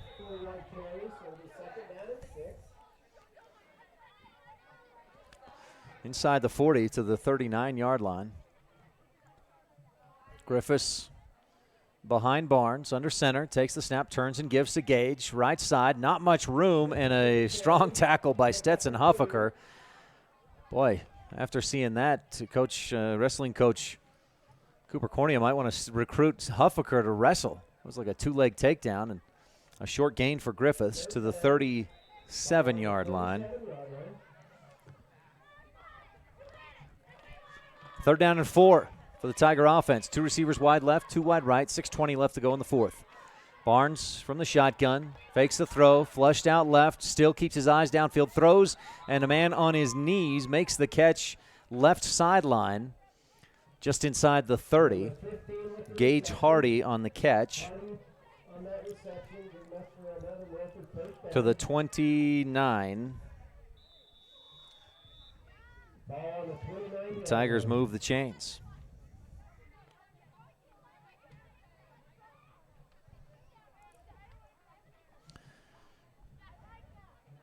Eight yards on that pass and catch to Hardy. Barnes under center, gives up the middle, and Griffiths met pretty quickly, spun down at about the 26. 3-yard gain. 2nd down and 7. Hardy goes for 3. He's at 5 carries, 22 yards. Clock continues to run, under 5.5 to go. Rebels trail 37-0 on the Stacy's Repair scoreboard. Tigers have averaged 50 points per game. They beat Layton Christian last week 42-0. Pitch out right side. Griffiths cuts it up, but he's sandwiched right after that. A flag flies in at the line of scrimmage. Rebels stuffed the run, plus I think we're going to have a hold penalty or a block in the back against Milford. Gotta love this continued effort from the Rebel defense. A hold penalty. Now, Griffiths was brought down at the 30. It would be a 3rd down and 10 if the Rebels decline the penalty, but it looks like they'll accept the penalty. We'll see. They're asking right now, the Rebel captains, do you want a 3rd and 10 or do you want a 2nd down and 18 or whatever it might be? Now, they may – the flag was down at about the 26, the 27, so they'll go 10 yards from there. That's 9 penalties on this Milford team, 75 yards. And that's one thing I imagine Coach Marshall will try to clean up ahead of especially games against Kanab and Parowan and Duchesne coming up in the coming weeks. So back to the 37-yard line for a 2nd down and about 18. 17 yards to go. They need the Rebel 19, so it is 18 yards. Tight formation, stacked receivers right, 2 left. Give to Griffiths, and he slips down. He had no room up the middle, tried to bounce it outside, wouldn't have had any room there either. And the Rebels stop that run for a loss of 1. Brings up a 3rd and 19 yards to go. Milford at the Rebel 38. Again, they need the Rebel 20 or 19-yard line to move the chains. 4:14 left to go, a running clock in the Bear Lake Realty 4th quarter, and Milford up big. Barnes with 2 receivers left, 2 wide right. He thrives under these situations, needing big yardage. Steps back, looks to throw, heaves it on the run, overthrows Paxton Henry. Hayden Meek was back there on the coverage and was step for step with Henry. And I think Barnes knew he maybe give his guy a little bit of a shot, but make sure that Meek didn't have a shot at it. Good coverage by Hayden Meek. Clock continues to run as Milford faces a 4th down and 18. And the Tigers will go for it. Try to put some nails in the coffin with one play. They pick up a 1st down and they can just run it out. Barnes steps back looking to throw. Rebels bring extra pressure. Barnes throws deep down the left sideline. Henry catches, and he's hit down by Kyler Wilson. Was that Henry? No, that was actually, I think, Carson Wunderlich. Is that number 5? So Wunderlich makes the catch down inside the 5.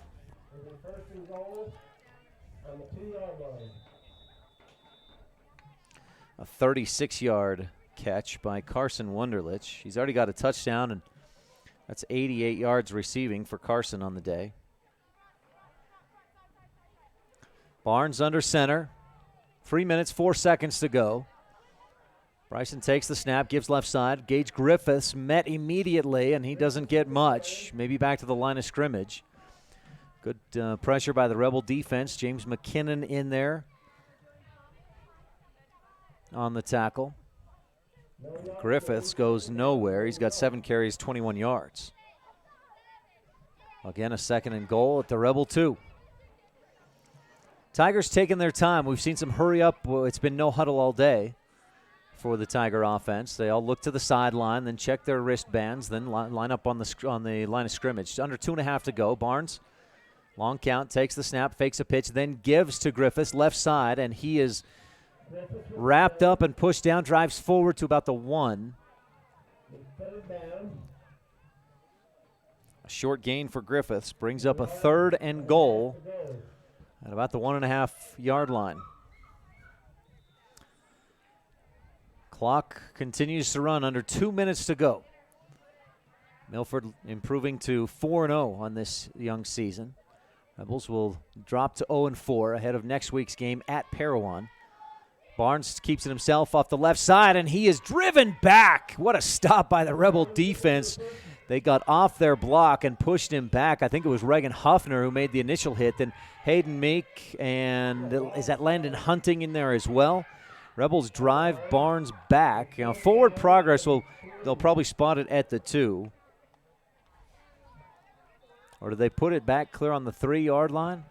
Either way, 4th and goal, and the Tigers with 1:20 left to go. Look to put one more on the board. 2 stacked receivers left, 2 stacked right. They're all in tight.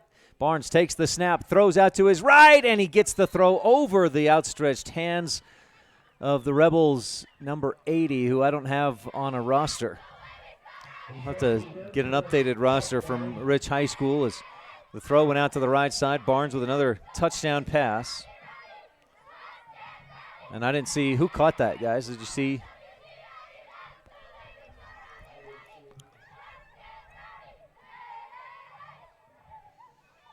A 3-yard touchdown pass puts Barnes at over 300 passing yards on the day. That was a 14-play drive.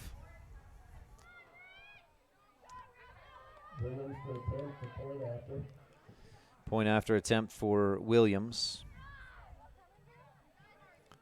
And he kicks a blooper that just clears the crossbar. Milford leads 44-0 on the Stacy's Repair scoreboard. We'll take a quick break and be right back on the Wildlife and MyLocalRadio.com. At Jensen Wood Motor, it's our goal to make sure every customer is a repeat customer. The way we do that, our customers are our friends. It's our job to help you find what you're looking for at the best possible price. It's always good to know that your salesman is working for you. We understand that life happens. Sometimes credit isn't perfect. We work hard to find financing options that work best for you. Stop by today and let's see what we can do for you. Jensen Wood Motors in Montpelier, Idaho.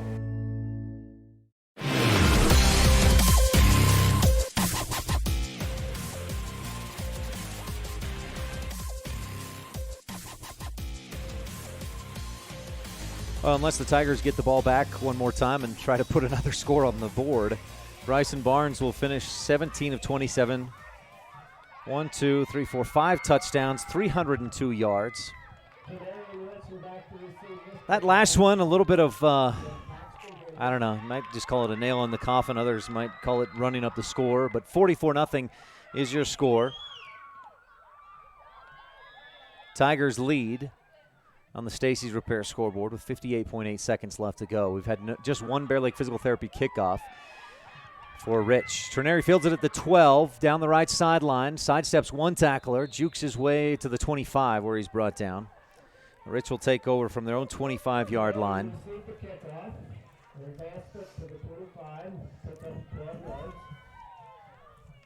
So Trenary with a 12-yard reception, or 12-yard kick return. 51.1 seconds to go, clock running, and Rebels taking their time to get out to the huddle. Not a lot of enthusiasm to try and erase that donut on the scoreboard. Trenary in the shotgun. In there for Anderson, who's taking a beating and a delay of game, I believe. The back linesman. Oh, no, an illegal. Wait, what? 12 on the field for Milford.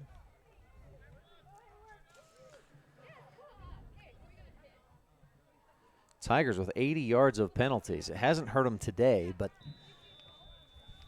boy, I'm sure Coach Marshall will try to clean things up for future games. Trenary takes the snap, throws the quick slant. He's got Wilson, and then a quick pitch to Meek down the left side. And Meek, it's a foot race to the 20, to the 10-5, touchdown on the hook and lateral. The Rebels score with 10.2 seconds to go. What a timing. Perfect play from Trenary to Wilson, the pitch to Meek, and Rich puts one on the board late in the game to erase that donut, as if to say, Ryan, we're not being lackadaisical. We're trying to lure. It's a little decoy for these Milford Tigers. We're going to put one on right now. So Rich with a 75-yard touchdown pass from Kaysen to Kyler to Meek, and Meek has his second touchdown reception of the season. Huffaker lined up to kick this one off. It's a low snap, scooped up by Hunting. He runs to his right. He's going to try to get to the end zone and falls just short. No, he dives in and got it. The Rebels, the two-point conversion is good.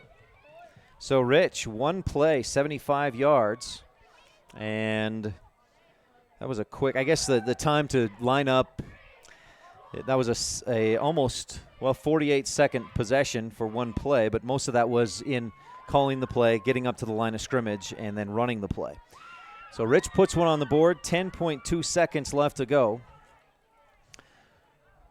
Trenary, pretty good day passing, one of one, 75 yards and a touchdown.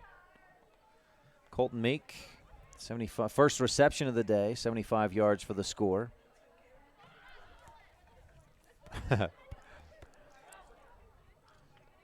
Boy, and you know, the easy thing to do there, if you're Rich, is just take a knee and let that one end. But you got to love the fight in these guys to say, no, we're not going to get shut out. We're going to do everything we can until that final whistle blows.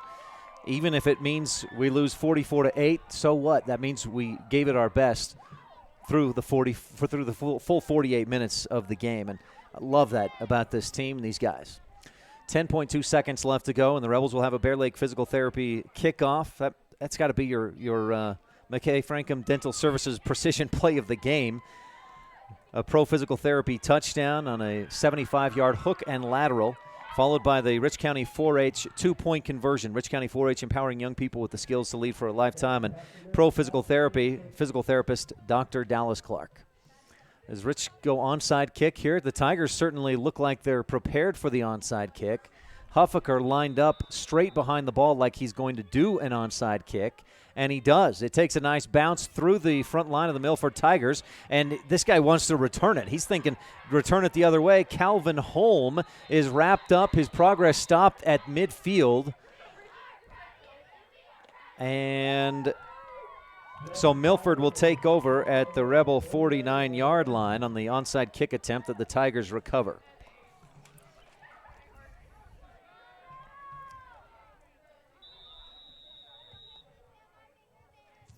Clock starts and the clock ends. That's your ball game. Milford wins 44-8 on the Stacy's Repair scoreboard. But again, the fight in the Rebels till the very end. Something to be happy about and celebrate a bit. We'll talk about it more on our post-game show. Again, 44-8 is your final score. Stay tuned for the Epic Recreation post-game show. We'll also have Jimmy John's Freaky Fast recap, and we'll talk with Coach Justin Grohl when we return on the Wildlife and mylocalradio.com. In today's world, with so many places to shop and so many options to choose from, sometimes you have to boil it down to one simple question: where do I get treated the best? At Cash Honda Yamaha in Logan, we work hard to make sure every customer knows how much we appreciate them. We love what we do, and we believe in the products we sell. Our goal is to build a lasting friendship with every customer so we can serve you and your family for generations. Visit us today, Cash Honda Yamaha, 3765 US 91, Hyde Park, Utah.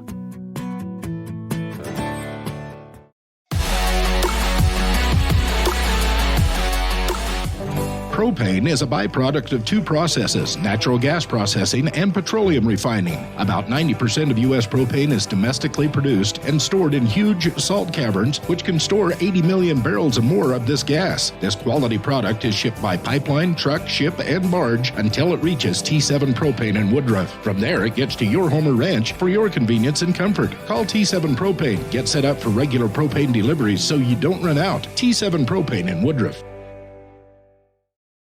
If you haven't eaten a famous Crawford Angus burger at the Crawford Trough in Randolph, you haven't lived.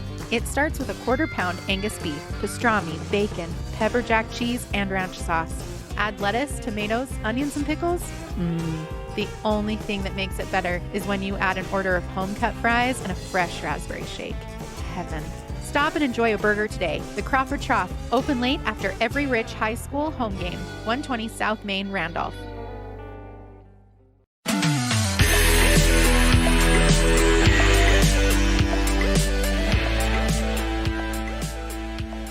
Welcome to our post-game show brought to you by Epic Recreation in Bear Lake. Visit epicrecreation.net. Coach Justin Grohl up here to join us right now. So we'll put our Jimmy John's Freaky Fast recap on hold for the moment and talk with Coach Grohl so that he can get into the locker room and talk with his guys. Coach, thanks for coming up to join me. First quarter, you guys really shut them down. I mean, your defense looked good. What happened in the second quarter? What was the difference? You know, we just let them get too many big things. We'd do really well for a while, and then we'd take a play off, and that's when they seemed to get going. We kind of hurt ourselves more than anything. Defensively, I think you did some things that you wanted to do. You were getting some pressure on Barnes, getting him out of his comfort zone, forcing him to roll out of the pocket. You got a few big sacks, that 50 or that 30-yard sack that brought him back clear down back there after the high snap. Is that? I mean, that's what you were talking about. You needed to do. Yeah, we had that going in. That was kind of our game plan. You know, he's a good kid. He really makes plays with his feet. We seemed to have him wrapped up, and then next thing you know, he was still going for 5 to 10 more, and that's what we gotta work on this week. This Milford team, they're explosive. They've got a lot of speed, and do you feel like? What do you feel like? I mean, overall thoughts on how you played today? You know, I think for the most part there's a lot of learning things going on. We did some good things, and then we've got to review on a few things. We got to give our quarterback some more time. I mean, he seems to be running for his life, and we've got to have something to pick that up to where we can stop somebody, give him time to throw. You know, our receivers been making some good catches. You know, we just have to continue doing it. That last play, the scoring play for you guys, I thought you were just going to go out there, run play, just a running play, take a knee, and end the game. But you guys had different ideas. I love the fight till the final whistle. Well, we got to give these kids something to look forward to. You know, they're fighting and stuff. We've got to keep them motivated. Yeah. And you know, basically, we had to give them a chance to feel like that they've accomplished something. I just felt like that we needed to go out with at least some momentum. Yeah. So that's kind of where it went from. I was talking with football's a game of emotion. You've got to have it, and if the more emotion you get, you know, when the heads started dropping, that's when everything went bad. You know, so if we can keep the emotion, at least the picking them up, yeah, there's going to be big plays. There's always is. You're going to make mistakes, but how you bounce back from that. If you drop your head, then it's not going to work. You're just the next time they're going to do it and keep going and going. If you can pick your head back up and say, you know what, I messed up, but I'm going to do it next time. And that's what we're trying to teach kids is stay up. You know, right after half, I called that first time out of the half, and it's like, okay, I could see their heads going down, so let's pick it back up. Yeah. You know? And we seem to pick it up a little bit, but we just got to keep going for 4 quarters. Next week at Parowan, you're back on the road, and they've got that big bruising running back that wasn't he a junior last year? I thought he was a senior, but I will have to check on that. We'll I have hope to not. check. I think he was a junior last year. Either way, they're a good team. They scored 83 points last week on Monument Valley, so they can score a lot of points. Yes, they'll be good. I mean, even like this, as bad as it is to say, it was a loss, but in our overall region, it didn't hurt us because it wasn't a region game. You know, we still have that opportunity. Next week, we're going to treat it just like everything else. We've got a lot to improve on. We've got to, you know, the kids are finally starting to want to play, and we got to improve on that. We've got to build on that and keep coming and go from there. Coach, anything else you want to touch on? No, that's it. Thank you so much for coming and join me. Good luck preparing for Parowan next week. Thank you. Coach Justin Grohl of the Rich Rebels, again, what a big thank you to you for coming up to talk, post-planning, time with the team and things like that to chat with us here on KADQ. All right, let's move along in our post-game coverage. Our post-game show is brought to you by Epic Recreation in Bear Lake. It's time for the Jimmy John's Freaky Fast Recap. Jimmy John's at 113 Front Street in Evanston, where fresh and fast meat. Rebels returned home after a tough trip and a narrow loss, 13-7 at Monticello a week ago. The Rebels returned home Friday night, September 14th, to host the top-ranked defending state champ Milford Tigers. And it started off well enough. Milford got the ball, went 3 and out. Rebels took over, picked up a couple of first downs, but then the drive stalled and they punted away. Milford jumped in right from there. 9 plays, 90 yards later, they put themselves on top 6-0. Teams exchanged punts, went back and forth as the Rebel defense was pretty solid in the first half, but then things got rough in the first quarter. Things got rough, though, in the second quarter as Milford found their offense in that second quarter. On 3 consecutive possessions, they scored 3 consecutive touchdowns. They failed on all 4 of their 2-point conversion attempts in the first half, but led at the half 24-0. They would add to that lead in the third and fourth quarters and led 44-0 before the Rebels got the ball with 58 seconds left in the ball game. And Rich, instead of just laying down, they said, we're going to keep fighting till the final second. Kason Trineri was in at quarterback, threw about a 10-yard hook route to Kyler Wilson, who caught the pass, quick pitch to Colton Meek, and Colton did the rest, racing down the sideline, 75 yards for the score, put the Rebels on the board. A low snap that Landon Hunting scooped up on the extra point attempt, and he raced to the corner of the end zone for the 2-point conversion, and that gave us a final score. Again, it wasn't a win for the Rebels, but a win in the final second in that they never give up, battled till the end, lost, though, 44-8 on the Stacey's Repair scoreboard. That's your Jimmy John's Freaky Fast Recap, 113 Front Street in Evanston. Gourmet sandwiches fresh and fast every day at Jimmy John's. All right, we're going to move along in our Epic Recreation postgame show. We'll have some postgame highlights and stats when we return on the Wildlife and MyLocalRadio.com. What are 2 words that tell the world you had the best time ever? Epic Recreation. That's right. Nothing else compares, and you do it all again. Epic Recreation rents equipment and cabins for your vacation fun at Bear Lake. Open year-round, Epic Recreation has everything you need. Boats, Sea-Doos, paddleboards, kayaks, UTVs, and more. When you want to have an epic vacation at Bear Lake, remember, Epic Recreation equals epic fun. Visit epicrecreation.net. Winston Churchill said, "No hour of life is wasted that is spent in the saddle." The same is true about education. No hour of life is wasted when learning. Eddie and Todd Jensen, owners of Mound Valley Cattle Company in Thatcher, Idaho, understand the value of good education. Serving customers in Utah, Idaho, and Wyoming, Mound Valley Cattle Company is proud to support the students at Rich High School in academics and activities. Mound Valley Cattle Company, 208-339-0614.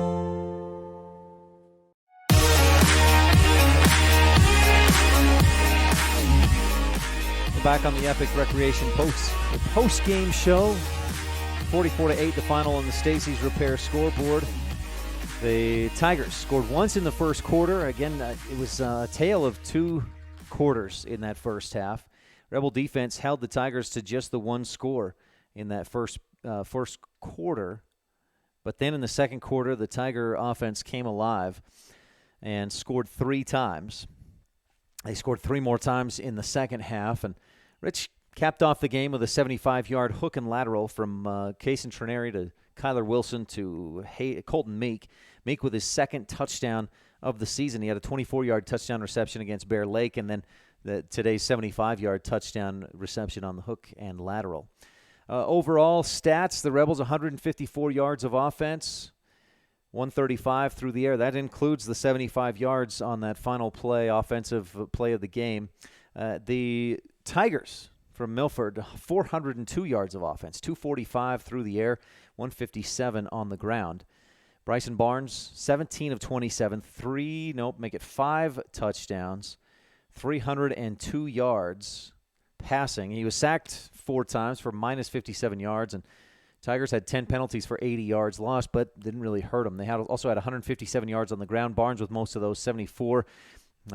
Brett Beebe, 12 carries, 63 yards. Gage Griffiths, 8 carries for 22 yards late in the game. Gage Hardy, I believe, caught that final touchdown pass of 3 yards for the Tigers. So he had 4 receptions for 2 touchdowns and 38 yards. Carson Wunderlich, 4 receptions, 88 yards and a touchdown. And Paxton Henry, 6 receptions, 134 yards, 2 scores. Milford with the win, 44-8 on the Stacy's Repair scoreboard. Rebels were led through the air. Jared Anderson, 9 of 22, 83 yards, 1 pick today.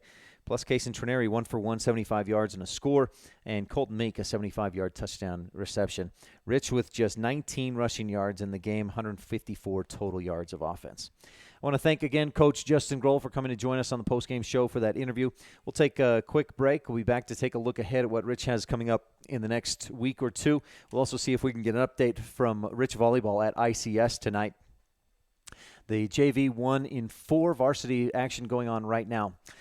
Again, a final 44-8 on the Stacy's Repair scoreboard. We'll be right back on the Wildlife and MyLocalRadio.com.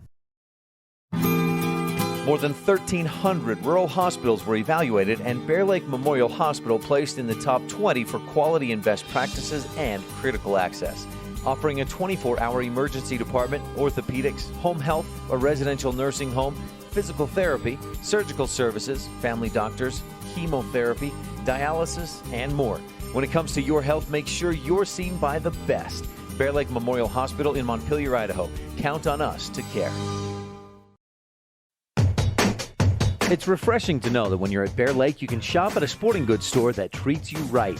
Pugstone Sporting has served residents and visitors for over 18 years. Get all you need to have fun at the lake and in the mountains.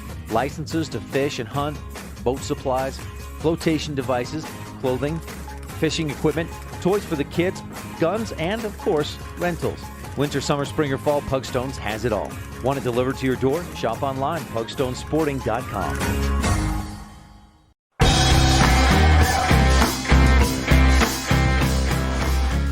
Welcome to the Rebel Sports Update on our Epic Recreation post-game show for rentals in Bear Lake. Visit epicrecreation.net. Our guest on tonight's Rebel Sports Update is music teacher at Rich High School and Rich Middle School, Chris Woods, talking about the music program and what's happening this fall.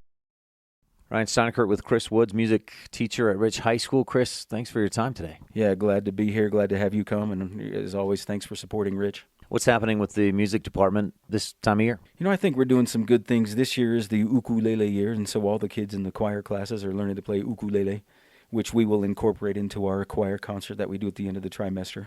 In addition to that, we're still singing our regular choir songs as well. And then the kids in the band, we're beginners right now, so we're just focused on the core stuff, learning their drum beats, learning their guitar and piano stuff. The ukulele, that's something you've done in a couple of years. Is that an easier instrument initially to learn than a guitar, or why do you go with the ukulele? So first of all, it's a lot more affordable, and it works when you have a lot of kids that want to play something. And you know, the basic understanding right now about music education is kids do really well when you engage them, you know, through their voices, when you engage them through listening, and when they're able to have something in their hands, playing something. And the ukuleles are the best option for that because they're easy to pick up, and it's a skill that kids can take with them everywhere they go for the rest of their lives, and it's a lot easier than guitar and piano. You have a concert coming up before too long? No, not till the end of the trimester, and until now we're still figuring out what we can do really well as a choir, and then of course we won't have any band concerts this trimester. Right now we're just preparing on training people to play at the basketball games. Are you going to have a good group for the pep band at the basketball game? As it stands, I've got 4 kids signed up for the pep band, and 3 freshmen, 1 senior. And so we're bringing back Taya Peterson, which I'm excited about, and then we've got a couple freshmen. I'm currently trying to recruit some of the other kids, too, to come and play with us because we need them bad. And it just, with the way some of the scheduling works with our sophomores, they weren't able to fit it in their class this year. And so we're going to have to be very creative on how we make it happen for the basketball games this year. Chris, the last time we talked, you told me that you were pretty sure you'd do Newsies for the musical this year. That's changed, though, I understand. Yeah, it has. And after I watched the Broadway version of Newsies on Netflix, I was so excited by it. I was just completely convinced that that's what I wanted to do. And after the emotion wore off during the summer, I was able to look at it a little more objectively. And then I just decided it wasn't quite the right time for us to perform that show. And so I've got my eye on a couple other ones. A couple others. Can you give me an idea of what those two are, those couple that you're thinking about? Sure. I've been looking at a Disney show, Hercules, which I think would be a blast. And then I've been looking at Footloose. And I'm leaning more toward Footloose right now because I feel like, it really falls in line with what we've done in the past, High School Musical and Grease. It's that type of show, a lot of good dancing numbers, a lot of great singing numbers that people recognize. And so that's sort of where I'm leaning right now.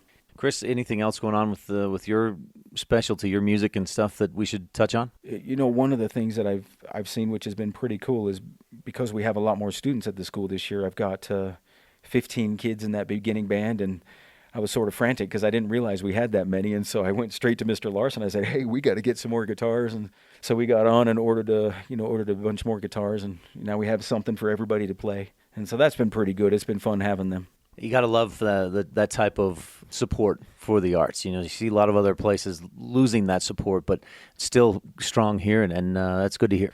Yeah, Rich is really good about it, and the community's really good about it, and I'm very grateful for that. Chris Woods, music teacher at Rich High School. Thanks for your time, and good luck with the music program this fall.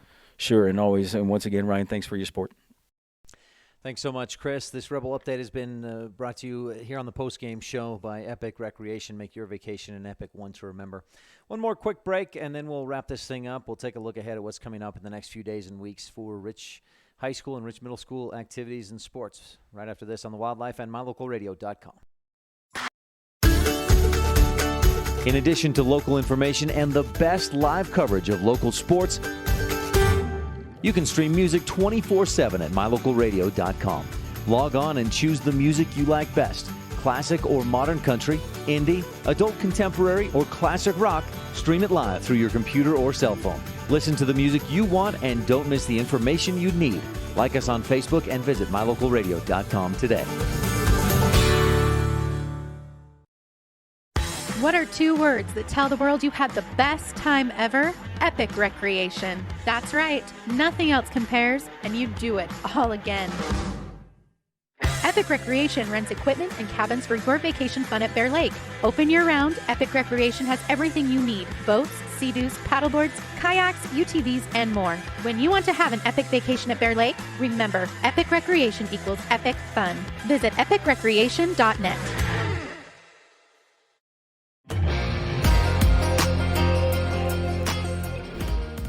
0-4, Rebels just about at the midway point of the regular season. Rich will be, of course, with a 9-game regular season. You're at the midway point, halfway through next week's game at Parowan. That's where Rich gets back into the action, the football team anyways. Before we get to looking ahead at what's coming up in the next few days and weeks, let's just mention real quickly again our McKay Frankham Dental Services Precision Play of the Game. Dental care at reasonable rates for the whole family. That's McKay Frankham Dental Services. And for most of the game, in fact, until the final 10 seconds, that precision play of the game was Reagan Huffner's sack. The snap Ryan STEINECKERT with Chris Woods. There we go. The snap went over Bryson Barnes' head. Huffner chased him down, brought him down back for a 30-yard loss on the sack. And maybe that's still a precision. If we could do 2 precision plays of the game, that one would be certainly one of them. Our precision play of the game, the hook and lateral that put the Rebels on the board. Kason Trineri was in at quarterback. Jared Anderson, boy, he took a lot of hits, played hard, gave a great effort today, but boy, he was just done by that final possession. And so Trineri went in at quarterback. Kason found Kyler Wilson on about a 12-yard inside hook. Wilson, what a great hands, caught the pass, then a quick lateral back to Colton Meek, who got around the side of the defense and raced down the sideline, 75 yards for the score to make it 44-6. Landon Hunting was the holder on the extra point attempt. The snap was low. He had a hard time pulling it in, so he just picked it up, raced for the right corner of the end zone, and got in there for the 2-point conversion. So your McKay Frankham precision play of the game, that 75-yard touchdown pass, the hook and lateral from Trenary to Wilson to Meek. Just got an update from Todd Stacy. The Rebel volleyball team at ICS took set number 1, 25-21. Todd, thanks for that update. And go Rebels. Unfortunately, just by the time, if I tried to pack up and get down to ICS, the match would be over by the time we got down there. So we'll make sure to update you Monday morning on the Rebel Rundown Monday morning on KNYN. If you haven't caught that show on KNYN, the Big Dog in Country, we're live every Monday morning at 10:30 talking Rebel sports. All right, let's move ahead in our Epic Recreation post-game show and get a couple of things taken care of, and then we'll wrap this thing up. Rebel football, the freshman team at North Summit last night lost 24-8 was the final score. Rebels scored the first touchdown, led 8-0, but North Summit 24 unanswered points for the victory. Let's see. Tonight, I mentioned Rebel volleyball at ICS, and again, they took the first set 25-21. Tomorrow, the middle school Royals volleyball team is at Green River, 10 a.m., and the Royals football team is hosting Mountain View. Again, games begin at 10 a.m. Looking ahead to next Tuesday, Rich High School and Southridge Elementary Picture Day is Tuesday the 18th. There's also a board meeting that night at the district office at 6 p.m. Then Thursday, Rebel volleyball gets back on the court at Tabiona. JV and freshman, sophomore matches are at 8:30. Our varsity match is at 7 p.m. We'll start our coverage at 6:40 next Thursday night. That same night, the Royals volleyball team will be at Kemmer with matches beginning at 5 p.m. It'll be a busy weekend for the volleyball team. Thursday at Tabiona, Friday at Duchesne's. That's Friday afternoon. And then Saturday up at Westside. We'll cover the match at Tabiona. We'll be in Pero on Friday night with the Rebel football team. JV at 4, varsity at 7. Our pregame starts at 6:15. And then we'll be with the volleyball team Saturday at Westside. Pregame starts at 3:10. Also on Saturday, Rich Middle School Royals take on Mountain View. Matches at 9 a.m. and then Lyman with matches beginning at 1. And the Royals football team is at Lyman at 10 a.m. Saturday morning, the 22nd. Don't miss Wyoming Cowboys football tomorrow as the Cowboys return home to War Memorial Stadium in Laramie to host the Wofford Terriers. Pregame's at 1, kicks at 2 tomorrow on KADQ right here on the Wildlife. That's University of Wyoming hosting Wofford, and then they have a week off before hosting Boise State on Saturday, September 29th. Again, pregame tomorrow, Dave Walsh, Kevin McKinney, and the crew at 1 p.m. right here on KDQ. That's going to do it for our postgame show brought to you by Epic Recreation. Make your next vacation an epic one to remember. Visit epicrecreation.net or find us on Facebook. That wraps up our postgame show. For tonight's videographer, Rob Leifson, and our producer, A.J. Lamb and Jordan Bowie back in the studio. Thanks so much for your work. I'm Ryan STEINECKERT, and we'll talk with you again soon.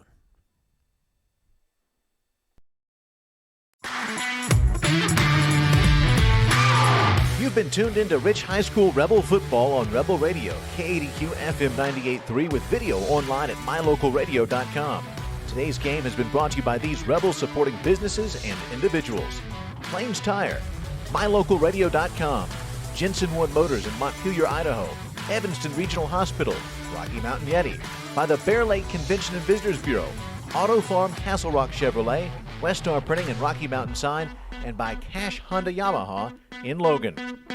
The preceding has been a wholly owned production of Old West Media, no portion of which may be used or rebroadcast without the express written consent of the aforementioned rights holder.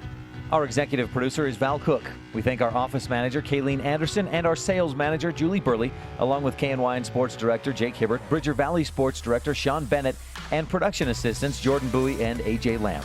Biggest thanks to all of our sponsors. We thank you so much, and to you for tuning in. We invite you to visit mylocalradio.com for archived games and past interviews with Rebel players and coaches. Thank you for joining us on this presentation of Rich Rebel Sports on KDQ FM 98.3 and online at mylocalradio.com. Until the next time Rich High football team takes the field,